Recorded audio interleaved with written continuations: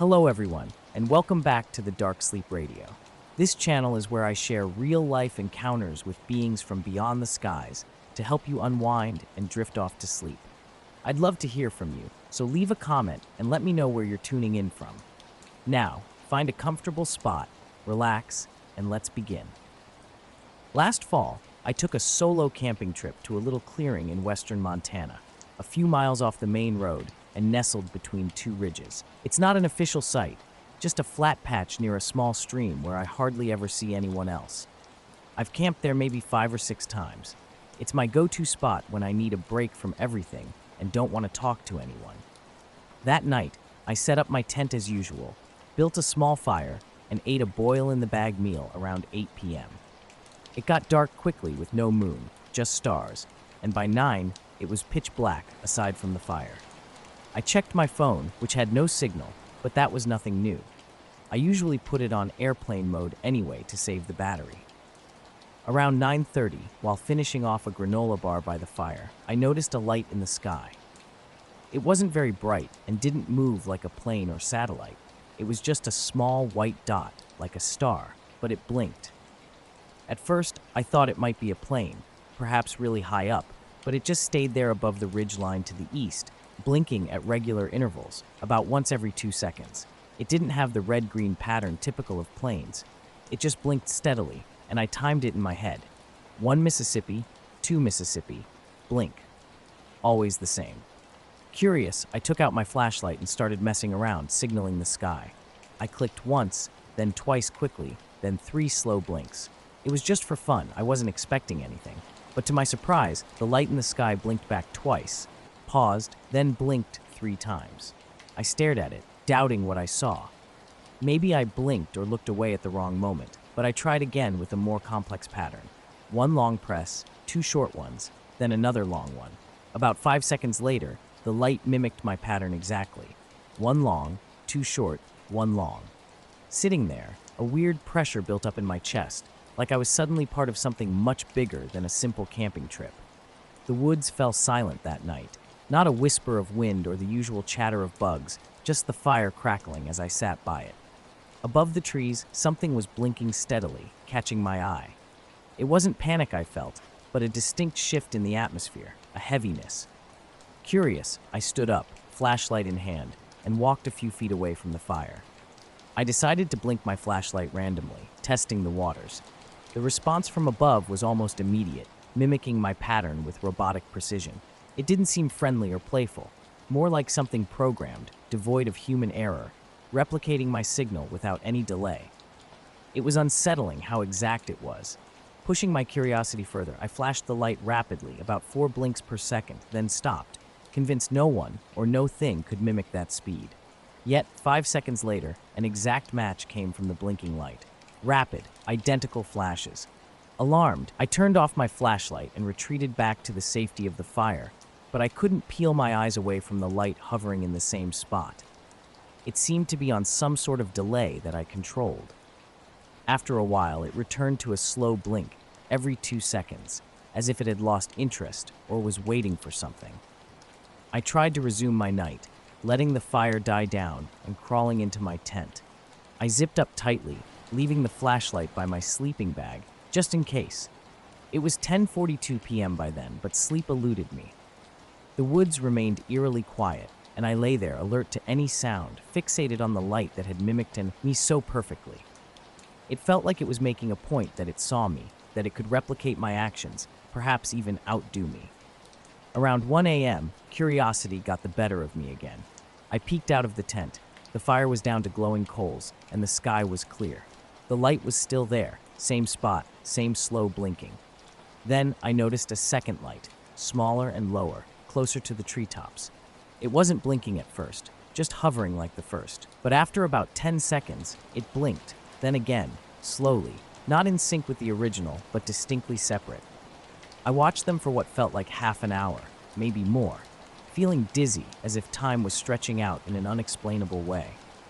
It was hard to describe, but sitting there, staring at those lights, it felt like hours had passed in minutes. I checked my watch while lying in my sleeping bag, feeling like 20 minutes had passed, but it had only been 5. I turned away from the tent flap, eyes wide open, unable to sleep. The blinking lights continued. No noise, no signs of anything else out there. By morning, the lights had vanished and the sky was a clear blue, as if nothing had ever happened. I packed up quickly, skipping breakfast and coffee, and hiked straight out to my car. I sat in the car for a while, half expecting to see the blinking lights again, but there was nothing. Later, I tried to explain what I saw to my brother, thinking he would believe me. I even showed him the sequence of the flashlight signals I'd used, but he just laughed it off, suggesting it was a drone or a satellite glitch. But I knew what I saw and how the lights had mimicked my signals perfectly. The woods felt eerily still afterward, as if something was lurking just beyond view. That same weekend, I had set up trail cameras on my property, a patch of private land where I often spotted deer and other wildlife. It wasn't anything special, just a place I liked to check for animal activity. I placed one of the cameras in a natural clearing, surrounded by grass and low bushes, ideal for catching wildlife passing through. I left it there and returned to camp, planning to check the footage later.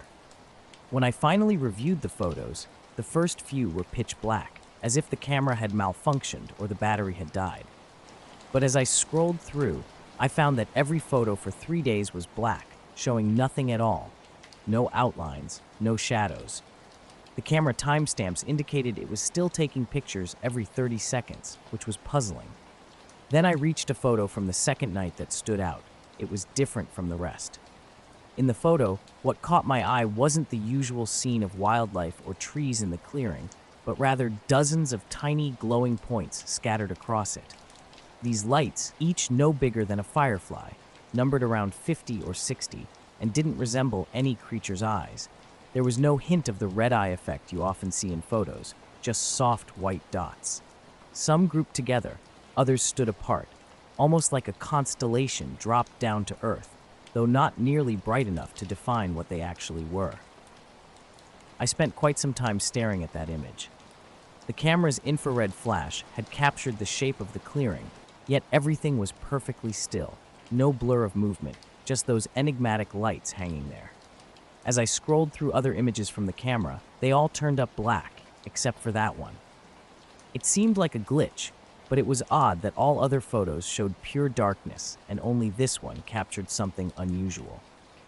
Driven by curiosity, I returned to the clearing the next night, flashlight and headlamp in tow, hoping to see the lights with my own eyes. The area was as typical as ever, grass and bushes intact, no signs of disturbance. I swept the flashlight around, waiting, watching, but nothing appeared. The forest around was quiet, save for the occasional sounds of wildlife, yet something felt off. The air was colder, heavier, and the usual forest noises seemed distant, as if muffled. An unsettling feeling of being watched crept over me. Despite the unease, I decided it was time to leave. Walking back to my truck, I heard faint rustles and snaps behind me.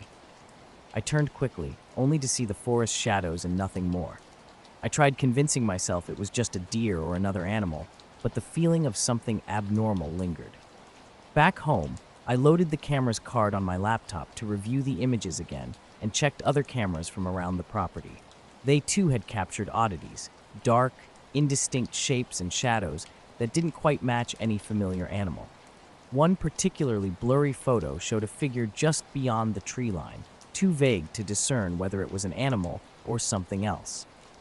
The experience left me with more questions than answers, each photo hinting at mysteries hidden in the dark, silent forest. As I was scrolling through the photos, the outline of the figure struck me as odd. It was too thin, and its limbs moved in a way that didn't seem quite human. The more I looked, the more unsettling it became. I noticed that the timestamps showed that this photo was taken about an hour before another photo showing mysterious lights in a clearing. Comparing these images, I realized there were gaps in the timeline, adding up to about 20 minutes where no pictures were captured, despite the cameras functioning fine. I zoomed in on the photo of the clearing. The lights there weren't flickering like fireflies or insects usually do. They were too steady and perfectly round. Some even seemed to pulse faintly. I showed these pictures to a buddy who knows a lot about hunting and cameras. He joked that it might just be a glitch in the camera's sensor, or perhaps reflections from a distant light. However, there were no houses nearby. The nearest building was at least a mile away, and the clearing was encircled by thick woods. The night I took those photos felt strange. The air was heavy, it was unusually quiet, and I couldn't shake the feeling that I was being watched. I tried to brush it off, thinking maybe it's just the woods playing tricks on my mind. A few days later, I returned to check the cameras again, hoping for clearer images. But again, there were sequences of total darkness, despite it being a clear, moonlit night. Then, in one photo, there was a faint, almost transparent shape at the edge of the clearing. It wasn't an animal or a person. It was vaguely humanoid but distorted, as if it was only partially there or out of focus. I stared at the image for a long time, wondering if it was just a trick of the light or another camera malfunction. I consulted a local game warden who mentioned that cameras can capture odd things like bugs, moisture, or heat waves, but nothing like what I described. That left me more puzzled and a bit uneasy.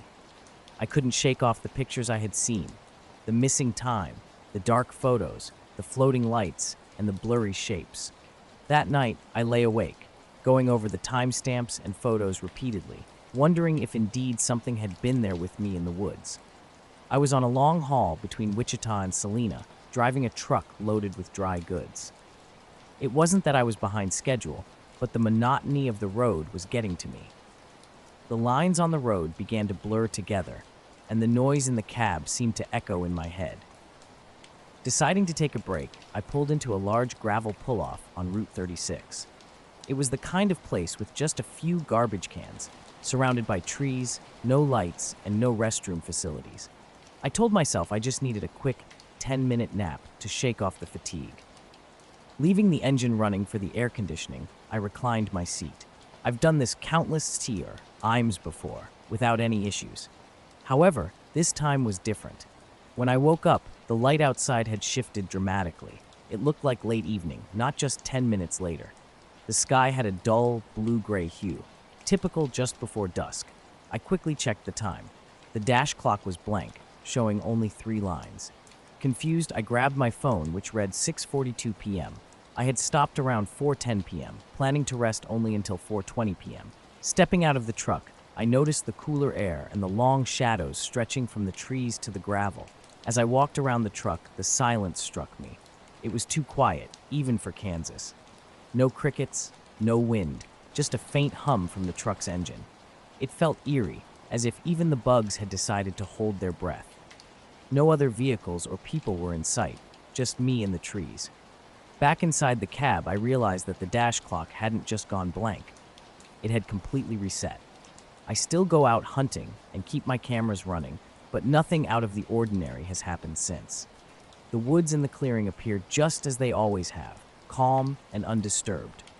However, sometimes when I look at the photos from that night, I get an uneasy feeling, as if something unseen is lingering just beyond the tree line, watching and waiting. And I can't shake the feeling that I don't know what it is. I was driving with the engine running when suddenly everything in my truck reset, as if I had unplugged the battery and plugged it back in.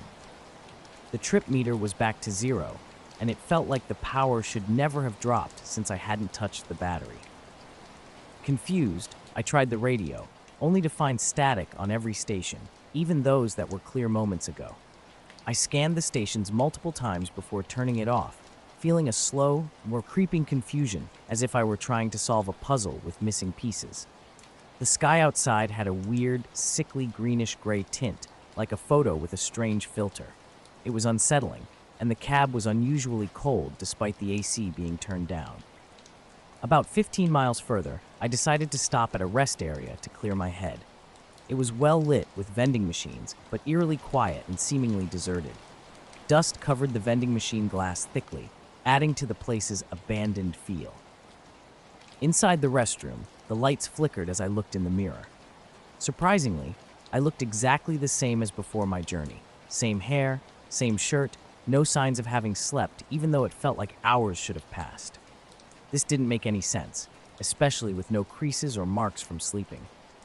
Back in my truck, I attempted to call dispatch and then my wife, but my phone showed no signal and no Wi-Fi. A bizarre occurrence given I was only about 20 miles from town. It was then that I felt an eerie sense of being watched, though the parking lot remained empty. As I drove off, my phone suddenly buzzed with 2 missed calls from an unknown number, but no voicemails were left. Just then, the truck's clock blinked back to life, showing 7:04 p.m. as I continued down the road, the unsettling events of the day replaying in my mind. I was on my way home from a friend's late dinner, cruising down a familiar stretch of highway. It's a pretty straightforward road, flanked by fields under a vast open sky. Nothing dramatic about it, no hills or cliffs, just flat land. Although I know this road by heart, I still had my GPS on, more out of habit than necessity. The night was calm, the sky clear, and there were just a few other cars around. I wasn't rushing, just enjoying the drive with my headlights slicing through the darkness. Halfway home, I glanced at the GPS, expecting the usual, just to check on my progress. But then, I saw something odd, the altitude reading. It was showing that I was several hundred feet above sea level, which was bizarre because this road is as flat as they come. I could clearly see the horizon all around, level and unchanging. I looked outside. The stars were sharp against the clear sky, no fog or clouds in sight, nothing that could distort my view. Thinking it had to be a glitch, I checked the GPS again. A week after that strange night, concerned about what had happened, I took my truck in for a service to rule out any electrical issues. They checked the battery, alternator, fuses, everything was fine. Curious, I kept looking at my phone's location history from that day, but all it showed was a straight line, marking a clean route from east to west, with no stops, not even the 2-hour one I remember taking. It's been a few months since that incident. The dash clock and the radio are working just fine now. I haven't experienced anything like that night again, and I definitely avoid pulling over on that stretch unless absolutely necessary. If I do have to stop, I make sure I stay awake. That night, I reached Salina around 7:40, and although I didn't need gas, I stopped at a well-lit station just to be around people and hear normal sounds. It kind of helped. There were some teenagers hanging out by the pumps, and I bought a candy bar, craving some normalcy. Casually, I asked the cashier if the power had been out earlier, and she gave me a puzzled look, asking if they sold fish tanks, to which I replied, no reason. I ended up sleeping at a truck stop, all cab lights on, not daring to nap like that again for the rest of the trip. The altitude reading on my GPS froze way above normal for about 10 seconds before it suddenly corrected itself, right back to where it should be. I stared at the screen in disbelief. The numbers stabilized and didn't jump again, which was odd because I had traveled this road many times before using the same GPS app, and nothing like this had ever happened. It was just the altitude that was off. The rest of the map looked perfectly fine. I kept driving, but I couldn't shake a nagging feeling that something was off, constantly glancing at the screen, half expecting more glitches or strange readings. A few minutes later, another weird thing started happening, this time with the radio. There was static disrupting the broadcast from a local station that's usually crystal clear.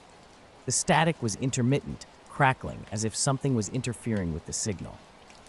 I tried adjusting the antenna, but it didn't help at all.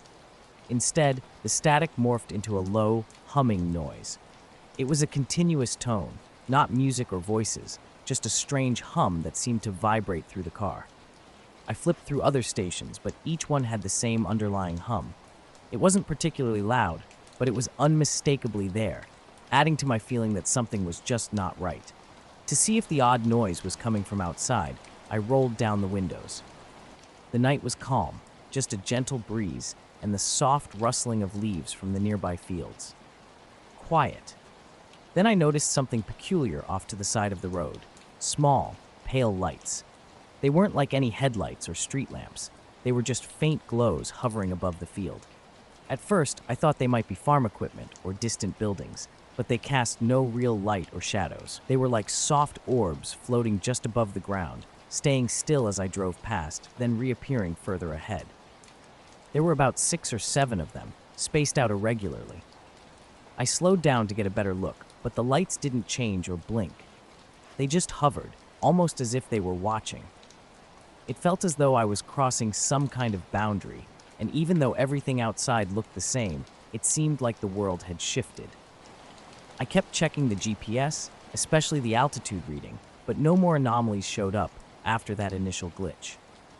The radio was just background noise untailing. It wasn't. It faded into static and then silence took over. The quiet was so deep, I could hear myself breathe. Suddenly, the strange lights that had appeared were gone as quickly as they had come. One moment they lit up the sky, the next there was nothing but the dark, empty fields around me. Despite the return to darkness, the normalcy felt off. It was as if I'd stepped into some unfamiliar place where the usual rules didn't hold. I gave the GPS a final glance. It showed flat terrain and standard altitude before I pulled off the highway to stop at a nearby gas station. Once parked, the radio resumed its normal function, no longer humming or emitting static. But as I filled my tank, I couldn't help but keep looking up at the sky, half expecting the lights to return. That night left me with a pile of unexplained happenings. The lights, the radio interference, the GPS readings. They were like puzzle pieces I couldn't fit together. When I got home, everything seemed normal again. Yet for a long time, I couldn't shake off the feeling from that night on the road, as if I had briefly been somewhere else without actually leaving the highway. I wonder if anyone else has experienced something like this. It has certainly stuck with me. On another note, there was that summer night, sitting with friends behind Evan's house. We were in our usual spot in the gravel clearing by the fire pit. It was a typical dry, late August evening.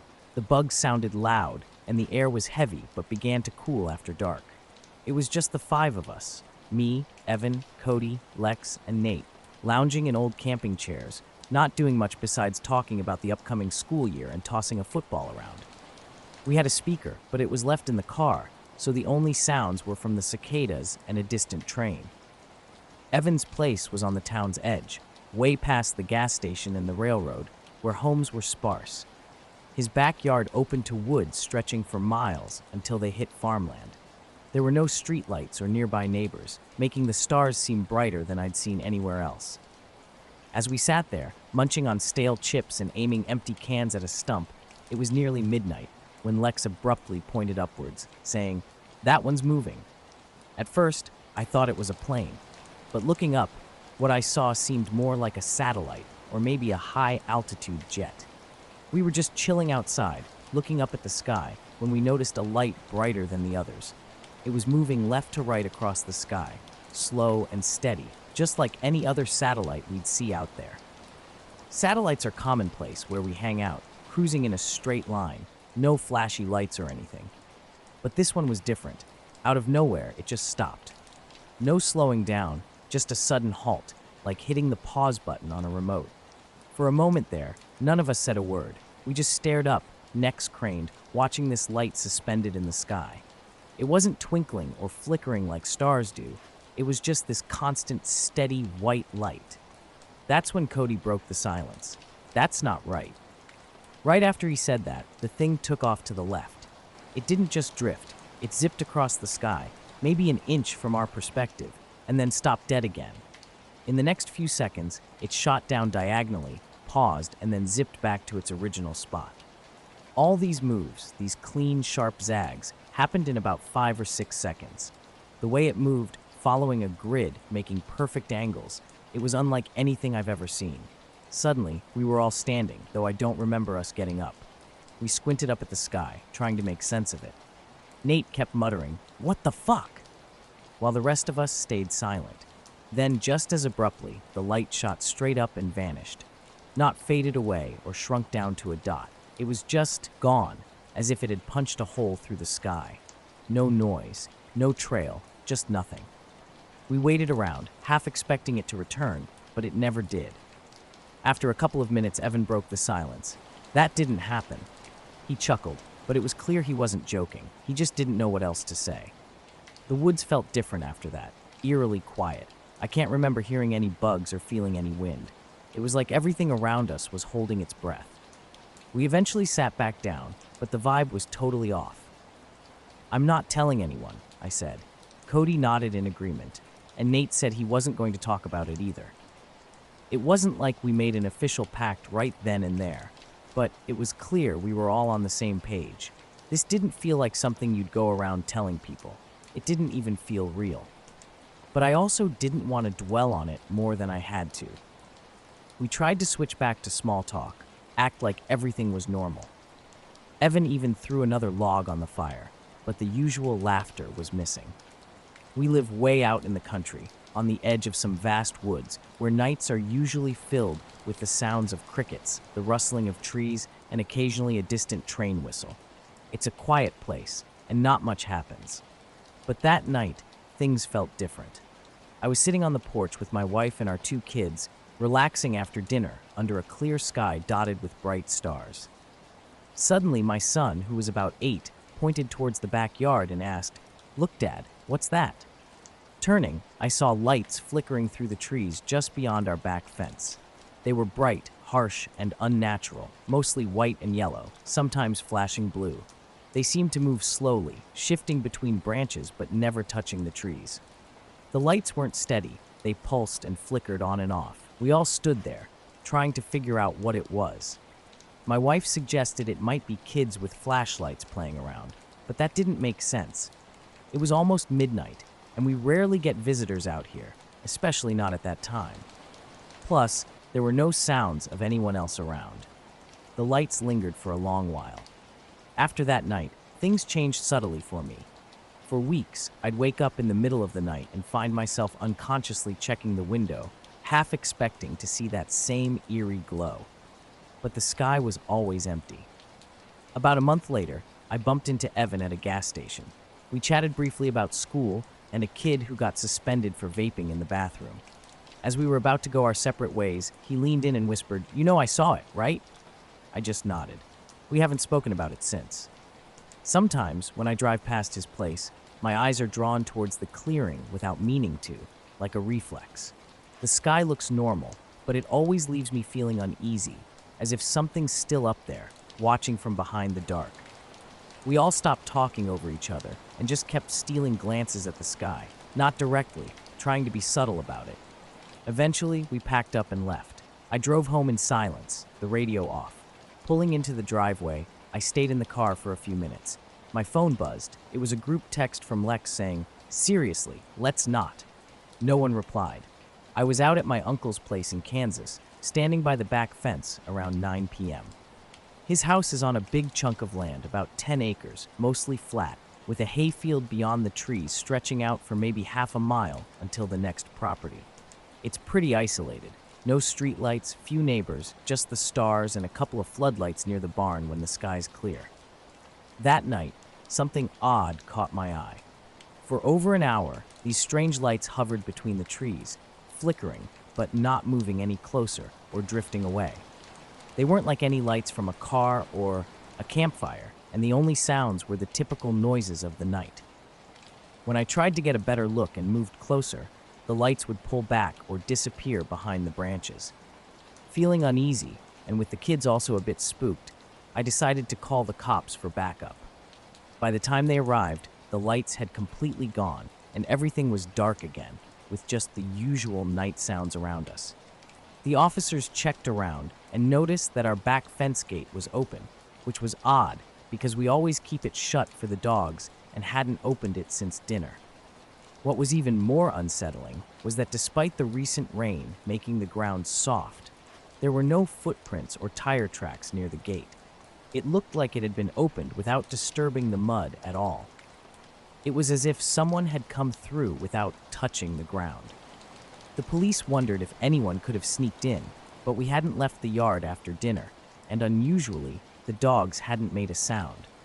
We all stood outside for a while in the quiet, just looking around. The officers promised to keep an eye on things and left, but I couldn't shake off the weird feeling. Later, I checked the backyard again before heading to bed. Everything seemed normal. The trees looked just like trees, and the fence gate was mysteriously closed and latched, though I don't remember closing it. The next morning, everything looked the same. No signs of disturbance or any clues about those lights, and they never appeared again. I still can't make sense of what we saw or how the gate opened by itself. It crosses my mind often, especially when I'm on the porch and the backyard falls dark and silent again. My uncle had hit the hay early, and I didn't want to disturb him by sticking around in the kitchen. With that in mind, I grabbed a beer and headed out to the area behind the barn. There, the fence looks directly out onto the field, a spot completely devoid of light, except for the rare glimmer of a plane flying high overhead. As I leaned on the fence, beer in hand, something caught my eye in the sky. It was a dark shape hovering about 30 or 40 feet above the field. There were no blinking lights, no sound. It was just still, like it was pinned against the darkness of the night. At first, I thought it might be a trick of the light, or maybe my eyes playing tricks on me. But as I squinted and focused harder, the object's form became clearer. It was huge, oval, yet with hard edges, reminiscent of a flattened box or a giant boomerang, minus the curve. This thing had no wings, no rotors, nothing that would explain how it stayed up in the air. Curiosity got the better of me as I stood there trying to make sense of it.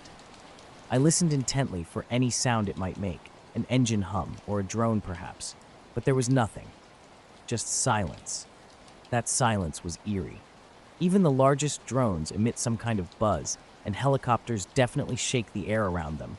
But this object, it was silent as the night. Trying to capture what I was seeing, I pulled out my phone and aimed it at the shape. To my frustration, the screen showed nothing but black. I switched to photo mode, hoping for better luck, but only managed to snap grainy, indistinct images. I fiddled with the phone settings, messing with the brightness and focus, yet nothing improved. When I pointed the phone towards the barn lights, it worked perfectly fine, but it just refused to pick up the object in the field. As I looked up from my phone, the object was still there, its edges faintly catching some starlight, giving it a sense of depth. It was definitely real, and I stood there, staring at it for what felt like an eternity. Abruptly, it tilted slightly, a mere inch perhaps, and then it disappeared. No dramatic exit, no sound. It simply vanished. Stunned, I walked into the field, the grass wet and up to my waist. I didn't venture too far, maybe about 30 feet past the fence, when I noticed the air had a strange smell, sharp and sour like melted plastic or harsh chemicals. I covered my nose with my sleeve and tried to see more, but the darkness was too thick. Eventually, I turned back and walked to the house, heading straight to the guest room. I sat there in the dark, pondering over what I had just witnessed for a long time. Around 10 p.m. last night, I felt unsure about what I had seen in the field. Maybe it was just a shadow or a peculiar cloud, or perhaps I had dreamt it. Needing a second opinion, I knocked on my uncle's door. He's a no-nonsense type, a retired army man who values practicality.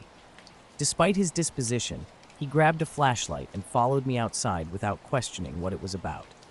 As we walked through the tall grass, my uncle didn't need any prompting. Within a minute, he noticed it too and exclaimed, "What the hell happened out here?" In the grass were large, flattened areas. The stalks were bent smoothly into wide, shallow impressions and curved lines. None of it appeared broken or trampled, just uniformly pressed down. These weren't ordinary signs like tire tracks or footprints. They made no sense, forming arcs that suddenly stopped as if something had gently touched down and then lifted off without affecting the surrounding area. The faint chemical odor still hung in the air, stronger when my uncle bent down to sniff above the flattened grass.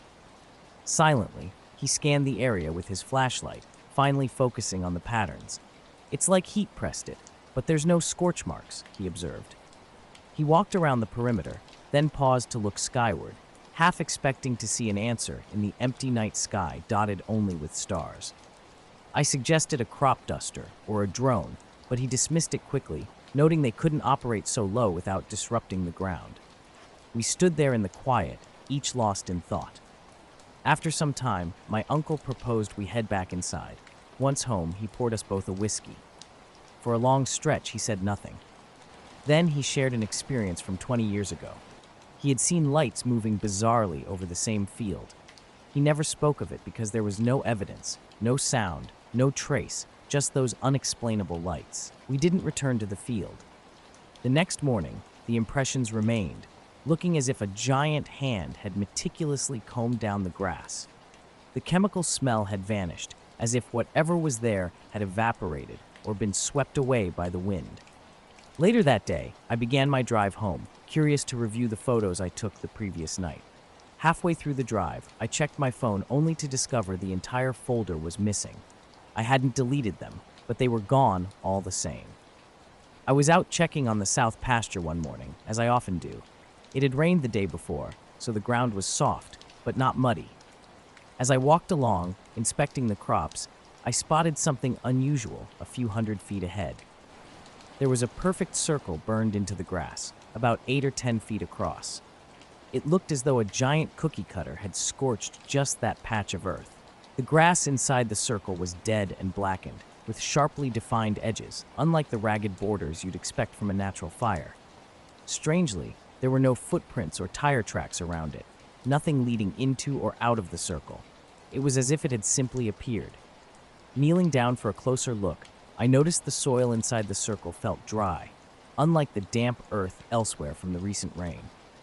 Then, something else caught my attention, a low humming sound. It wasn't loud, more like a vibration, felt rather than heard, coming from beneath the ground. Standing up, I listened carefully. The humming was steady, almost constant, but so faint I had to be very quiet to hear it.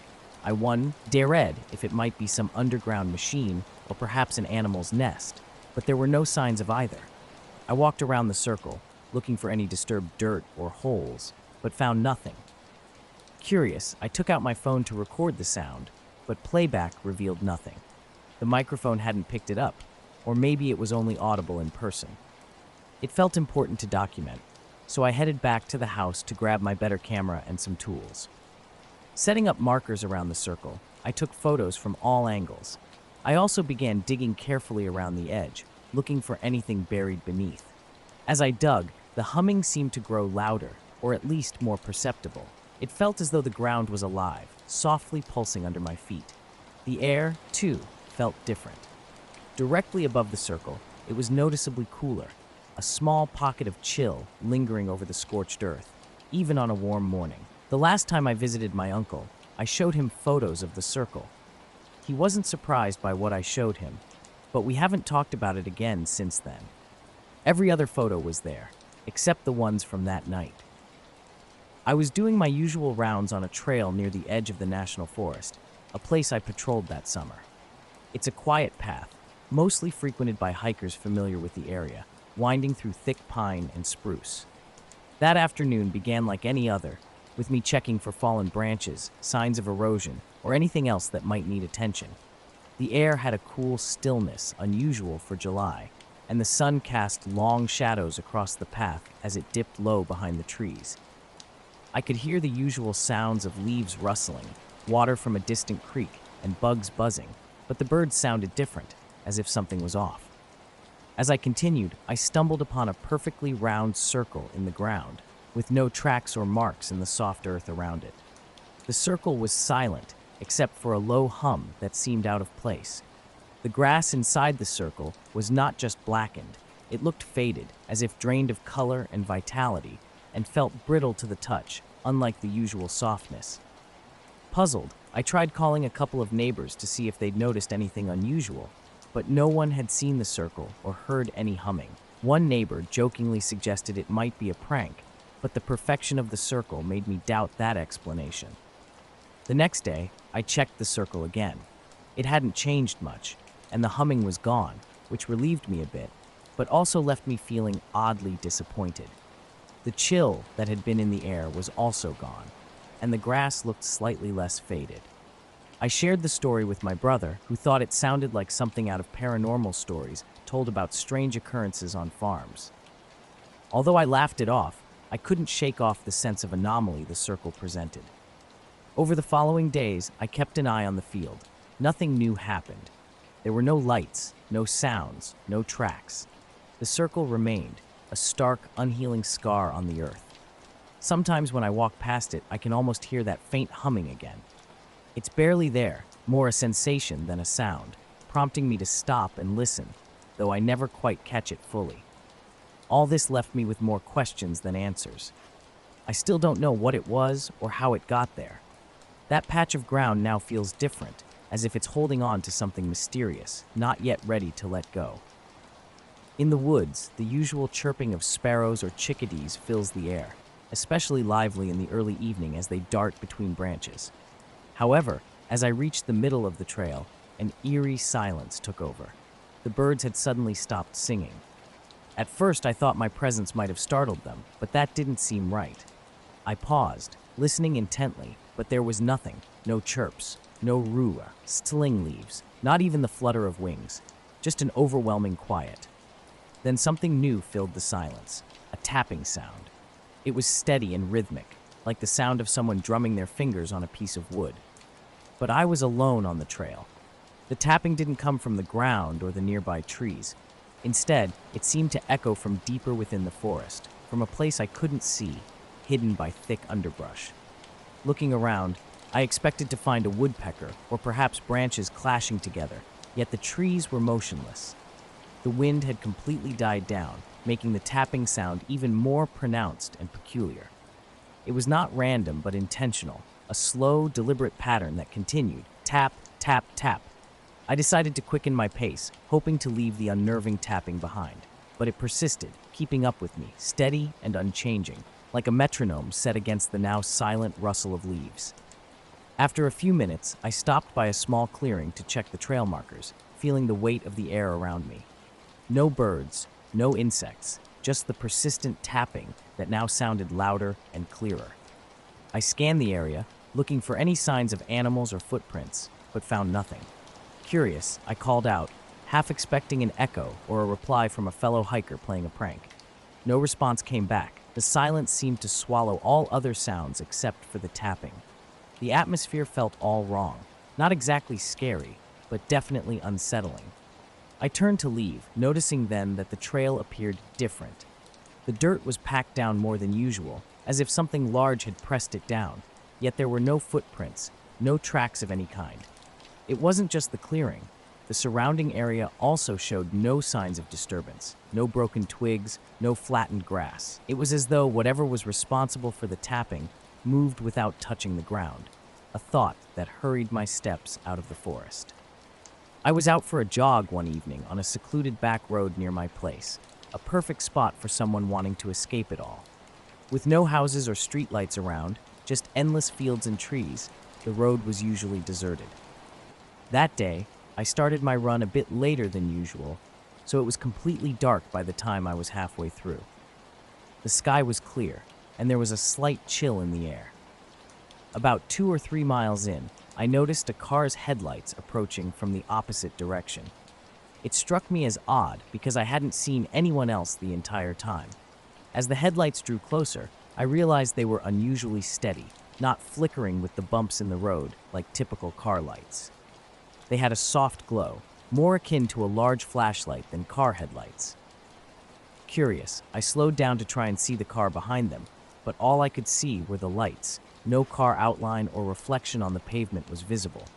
I stopped and stepped off the road, watching as the headlights came within about 50 feet. Still, no sign of the actual car. I blinked, wondering if my eyes were playing tricks, but the lights remained the same. Back on that forest trail, as I hurried down the path, the sound of tapping followed me. It was steady and clear, but whenever I stopped and turned to look, nothing was there, just the dense trees and their shadows. By the time I reached the ranger station, my skin was tight. I realized I'd been holding my breath. I mentioned the eerie silence and the tapping to my partner, but he dismissed it, suggesting it might be an unfamiliar animal behavior or just my imagination. That night, the tapping haunted my thoughts. Even with my eyes shut, I could almost hear it echoing in the darkness. The next day, driven by a need for answers, I returned to the same section of the trail. Everything was as usual. Birds chirping, insects buzzing. There was no silence, no tapping, and no odd, hard-packed dirt without tracks.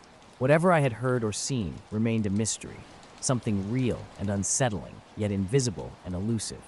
The other night, something strange happened while I was out jogging near my home. Normally, the road is quiet and dark, a typical rural route. But this time, as I was running, I saw what I thought were car headlights coming towards me. However, these lights began to rise off the ground, slowly, as if they were being pulled up by invisible strings. They hovered about 8 or 10 feet in the air, completely silent, without the usual sounds of an engine or tires crunching on gravel. Just two glowing orbs hanging in the air. I stopped, frozen, unsure whether to run or stay. The lights didn't move. They just floated there for about 10 seconds. Then, suddenly, they zipped off to the right, straight into the trees, disappearing without a trace or sound. I looked toward where they had gone, but saw only the dense, dark woods. I lingered for a bit, trying to make sense of what had happened. There was no car on the road behind me, no sound of it driving away. The road was empty. As I resumed jogging, the night felt eerily quiet, almost as if the road itself was holding its breath. I kept looking over my shoulder, half expecting the lights to reappear, but they didn't. When I got home, I told my wife about the incident. She suggested it might have been a prank or perhaps a drone with lights, but that didn't sit right with me. Drones don't move silently, and they certainly don't shoot off into the trees that quickly. The next day, I went back to the spot to look for any evidence. Tire tracks, disturbed gravel, anything that might offer an explanation. But there was nothing out of the ordinary. That night, I couldn't sleep, my mind replaying the sight of those lights lifting off the ground and then just vanishing. I still have no idea what they were. All I know is that I'm not keen on late-night runs anymore. In a completely different incident, I was flying my drone over the field behind our house when I suddenly lost the signal. We live in a rural part of Missouri, surrounded by lots of open land, grass, and woods. Our house backs up to an old, unused pasture. It's not fenced in, so sometimes I fly my drone there just for fun. It's a DJI Mini, nothing too fancy, but decent enough for casual flying. That afternoon, I was out with my drone, flying it over the tall grass near the creek along the far tree line of our property. I wasn't doing anything new, just some slow passes in the clear sky, about 600 or 700 feet out. I've done this sort of thing half a dozen times, but boredom had me outside again. Suddenly, as I was nearing the hill at the back edge of the property, the video feed glitched. A quick stutter followed by static, then the screen froze altogether. I watched as the signal bar dropped to 0, and the app informed me that the aircraft was disconnected. It reminded me of the time I lost connection behind a grain silo, but this time was different. I had the drone in sight the whole time. I tried everything to reconnect. I even climbed onto the back porch railing, but nothing worked. I hit the return to home button as a last resort, but by then, the GPS had already failed. After about 30 seconds of silence, I checked the last GPS location on the map, and it showed that the drone was down near the tree line, not in the woods, but close. I figured it was either hovering or had auto-landed, depending on its last command. Grabbing my bike, I pedaled across the pasture, a 10-minute ride if the grass isn't too high. I half expected to hear the familiar buzz of the drone or see its lights blinking through the trees as I approached. But it was eerily quiet when I arrived. No drone sounds, not even birds. I found it lying on its side in the grass, about 10 feet from the trees. Surprisingly, it wasn't broken. It looked like it had just dropped from a few feet up. No prop damage, no cracks, but the battery indicator was dead. Completely drained, which was odd because it was at 76% when I took off, and it had only been flying for 12 minutes at most. Pressing the power button did nothing. I packed it up and headed home, figuring a battery glitch had cut the power unexpectedly. Later that night, after charging the drone, I connected it to my laptop to check the recorded files. The files were strange. There was one clip from the flight, labeled normally, but the runtime was off. It showed 38 minutes. I was puzzled because the entire outing, including the bike ride, was barely 13 minutes. I clicked play. The footage started normally with the drone launching from the back deck, flying over the pasture, and panning near the creek. Everything looked as I remembered until it reached the tree line, the moment I lost the signal. The drone's feed glitched for a brief moment, skipping ahead without any interruption in the timestamp. One moment it was facing the trees, and suddenly it was pointed in the opposite direction, hovering about 20 feet above the ground. The surroundings seemed to be the far side of the pasture, near the neighboring farm, mostly showing grass in the frame. Oddly, the shadows had lengthened, indicating a significant lapse in time. I checked the timestamp, It had moved from 4:22 p.m. to 4:45 p.m., a jump of 23 minutes. Yet the footage showed only still images of grass and shadows, accompanied by the faint sound of wind. There was no movement, no rotation of the drone, just a hovering that lasted for another 30 seconds before it began to drift backwards and softly land in the grass. Surprisingly, when it landed, there was no noise, no propeller activity, and the descent was unusually smooth, as if it had been powered down mid-flight. Curiously, the camera remained perfectly level throughout the descent, without any jolt or tumble upon impact. The metadata confirmed that the file was continuous, with no breaks, despite the 23-minute gap of unexplained footage. Next, I checked the drone's flight log. It showed the drone heading towards the trees and then stopping abruptly. The next signal was picked up 130 feet north from where it was eventually found, without any recorded path of return or altitude changes, just two separate positions unlinked by any data. I didn't mention this incident to my parents, who already think I'm too fixated on my drone. Instead, I shared my experience on a drone forum, omitting the part about the missing time, to see if anyone else had encountered similar issues with signal loss or GPS drift. Some suggested a possible battery fault leading to a reboot, but that didn't explain the continuous camera operation or the drone's flawless landing. The next day, I decided to fly the drone in the same area to see if the issue repeated. As I approached within about 50 feet of the tree line, the signal fluctuated, never fully disconnecting but clearly unstable. No matter the altitude or how close I stood, the feed would lag or go gray, and at one point, it froze completely for 10 seconds before returning to normal. I even did a full factory reset, thinking something might have corrupted the system, but it made no difference. I've since been cautious about flying there again. I take my dog Beans for a walk every evening along a familiar trail through the woods behind our neighborhood. It's a quiet loop that starts and ends near the cul-de-sac, winding through thick trees and running alongside a shallow creek. I've walked this path so many times, I feel like I could navigate it blindfolded. One evening, just as it was getting dark and the sun had set behind the trees, something unusual happened. Usually, Beans is energetic, always pulling ahead with his nose to the ground. But that night, as we neared the kraal, he suddenly stopped and froze. His ears perked up, his tail went stiff, and he stared intently into the trees. I tried to get his attention, but he wouldn't budge or make a sound, just kept staring. At that moment, I heard a strange sound. It wasn't like anything I'd heard before. It wasn't coming from the woods, but it felt like it was inside my head, a deep, solid tone that lasted about 3 seconds. Surprised, I pulled out my earbud, expecting to find the usual evening calm disrupted, but there was nothing. No wind, no rustling leaves, just silence. The odd experiences didn't stop there. I also own a drone, which I frequently use around the house and near the park. However, every time I fly it near a certain spot by some trees, it starts malfunctioning, as if something is blocking or scrambling its signal. Curious, I ventured out on foot to that exact location.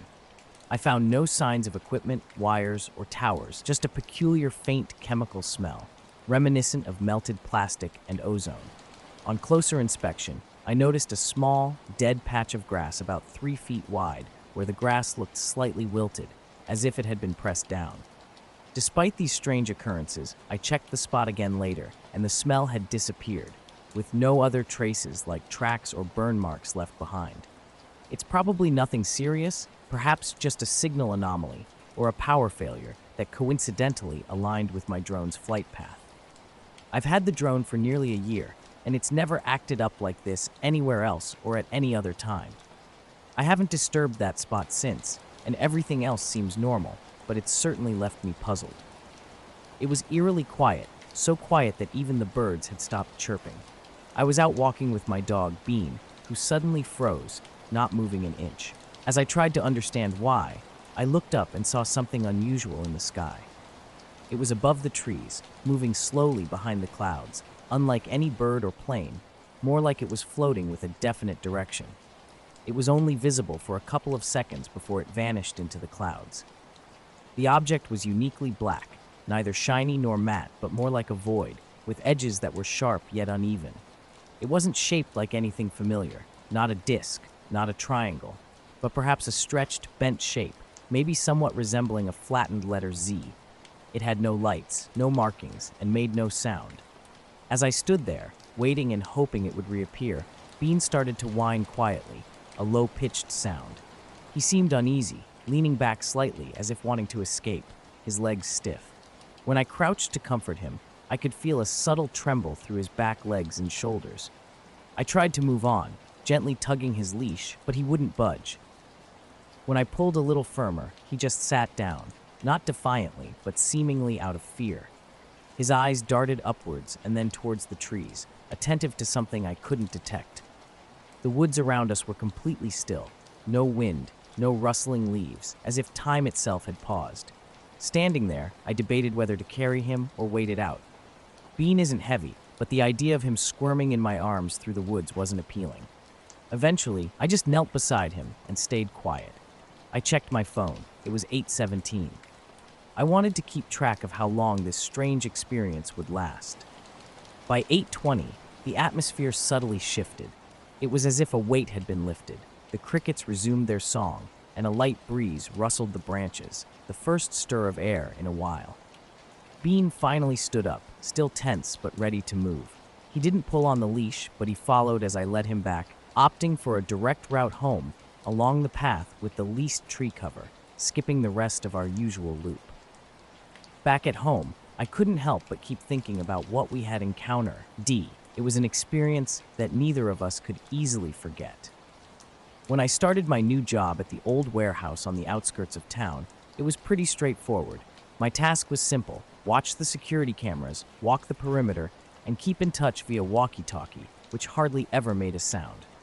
The place, surrounded by a massive asphalt parking lot and enclosed with a chain-link fence, gets eerily quiet after dark. Initially, everything went as expected. I made my hourly rounds, checked doors, and monitored the screens to ensure no intruders were around. However, about 5 nights in, something odd caught my attention. A small, red light appeared near the far corner of the lot. It wasn't bright, more of a soft pulse, resembling a glow stick tied to a balloon, bobbing slowly in the air.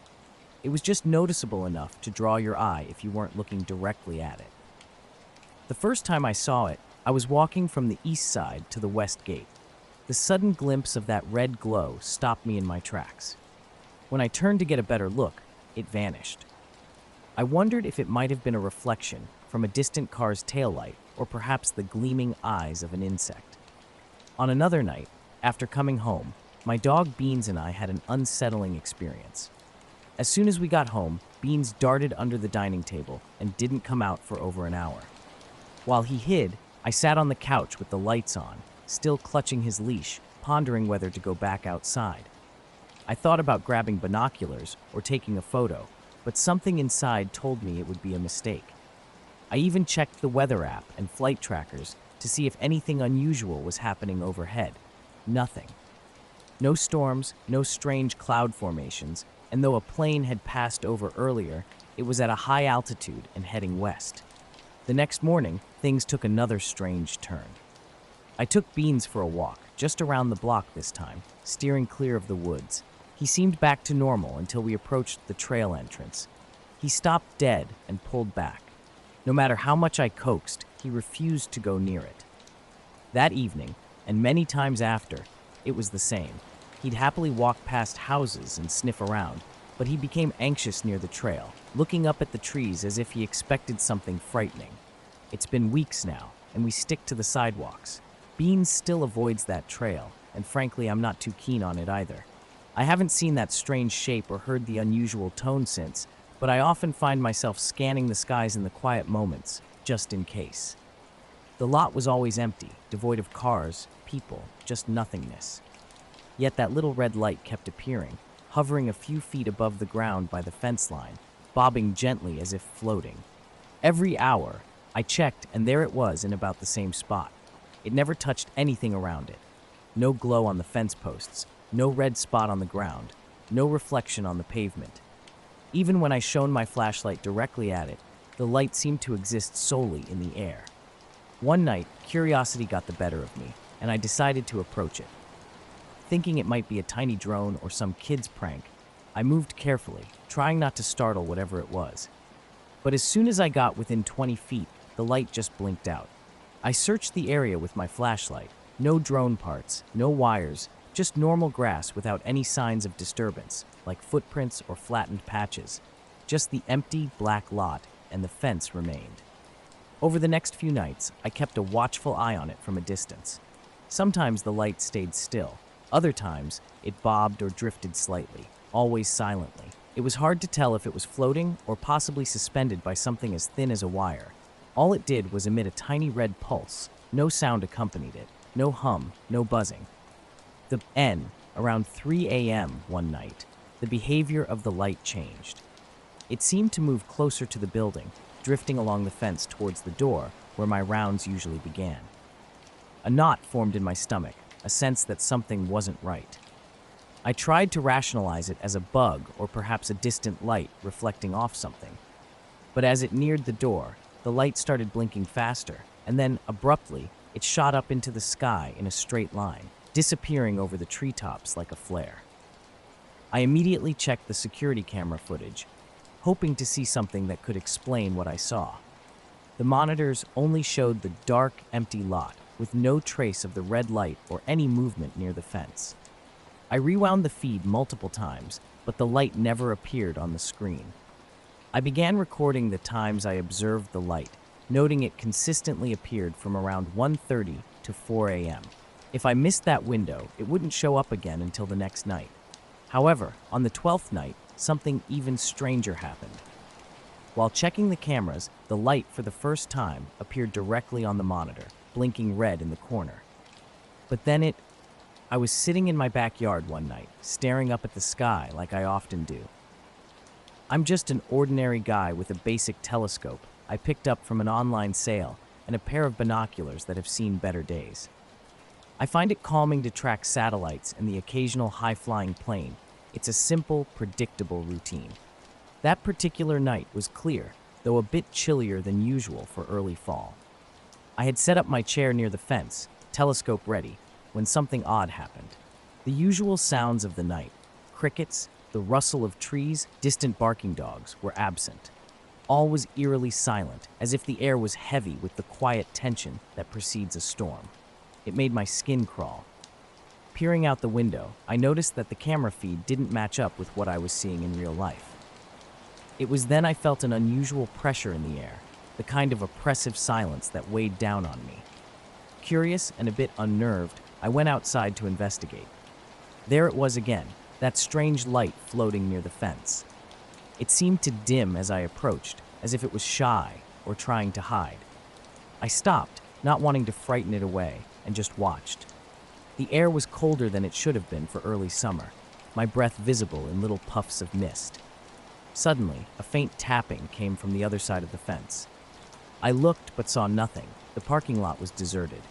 The light started blinking faster, and then began to drift away, slowly heading back towards the center of the lot. I didn't follow. I just stood there watching it get smaller and dimmer until it finally disappeared. Driving home later that night, I kept checking the rearview mirror, half expecting to find someone following me, but each glance revealed only an empty road. I arrived home just before dawn, unable to shake the lingering feeling of unease. The next day, I mentioned the light to a friend who dismissed it, suggesting it might be a drone or a reflection. But I knew better. Since then, the light hasn't reappeared. The lot feels normal. The familiar sounds of night have returned. The hum of distant traffic, the chirping of crickets. I'm left wondering about that red light. What was it? Why did it disappear? Was it even real, or just a trick of my mind? What I do know is that for those 2 weeks, something in the darkness seemed to be watching me every night at work. I was out in my yard, checking the southwest sky where satellites often pass. I usually keep notes on my phone about the timings of these satellites, so I was scrolling through those when I noticed something odd. A small, white dot was slowly moving across the sky. At first, it just seemed like another satellite. They collie travel in a straight line, predictable and steady. But this one started acting differently. After a few minutes, the dot didn't just drift or fade, it completely stopped. I couldn't believe it, so I checked my telescope's focus. and sure enough, it was still there, just hanging motionless. Then it slowly shifted direction, curving slightly at first. Suddenly, it accelerated at an astonishing speed, much faster than any satellite or plane I've ever seen. It darted off so quickly that my budget telescope setup couldn't keep up, and I lost sight of it almost immediately. Stunned, I just sat there for a moment, staring at the empty spot in the sky. It was then that I noticed the stars seemed dimmer than usual. There weren't any clouds, the sky was clear, but the stars just didn't shine as brightly. Checking the time on my phone, I was puzzled to see it was almost an hour later than I thought. It felt like I had only been watching for about 20 minutes, but the time on my phone was right. I checked it twice. Feeling a bit uneasy, I began packing up my gear. Then, out of the corner of my eye, I caught a glimpse of a faint red glow near the edge of my yard. It wasn't bright like a flashlight or any artificial light. It was a soft, pulsating red light hovering a few feet off the ground. I thought it might be a firefly or a reflection, but there was no porch light on that side of the yard, and it didn't move like an insect. It just hovered there, pulsing.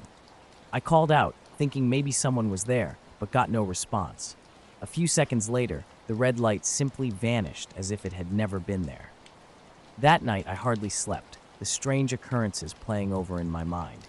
I was hiking alone, something I prefer because it lets me focus on just me and the trail. That morning, I'd left my phone off and tucked in my pack, choosing instead to listen to the natural sounds around me, though I still kept my earbuds in out of habit. The trail was typically quiet for a midweek morning in early fall, with leaves starting to show their autumn colors and the air crisp and slightly moist.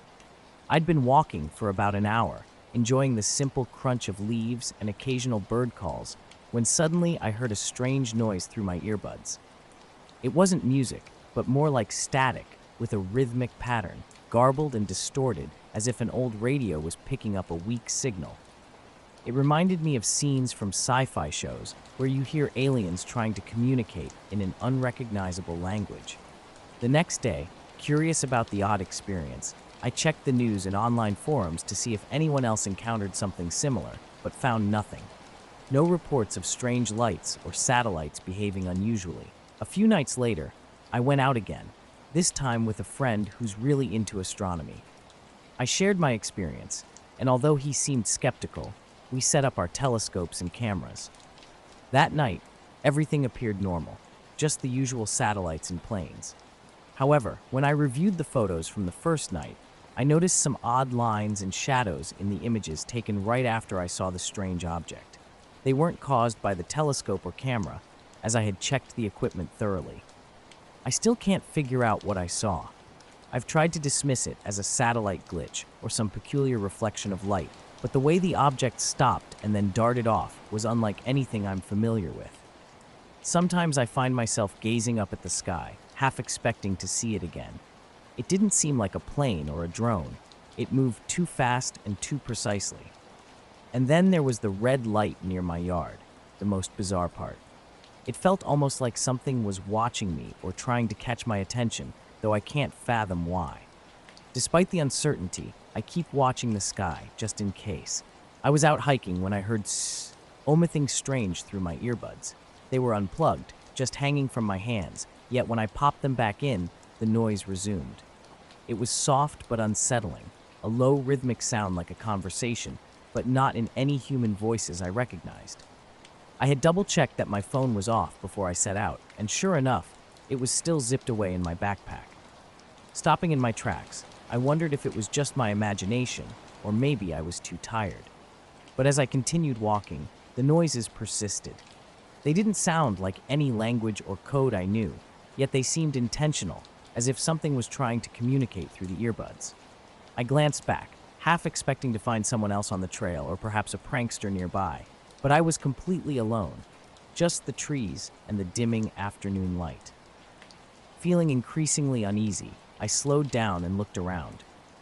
The forest atmosphere felt denser, almost as if the air had thickened. I realized I was holding my breath. Then, as abruptly as they had started, the noises stopped. Everything was suddenly too quiet.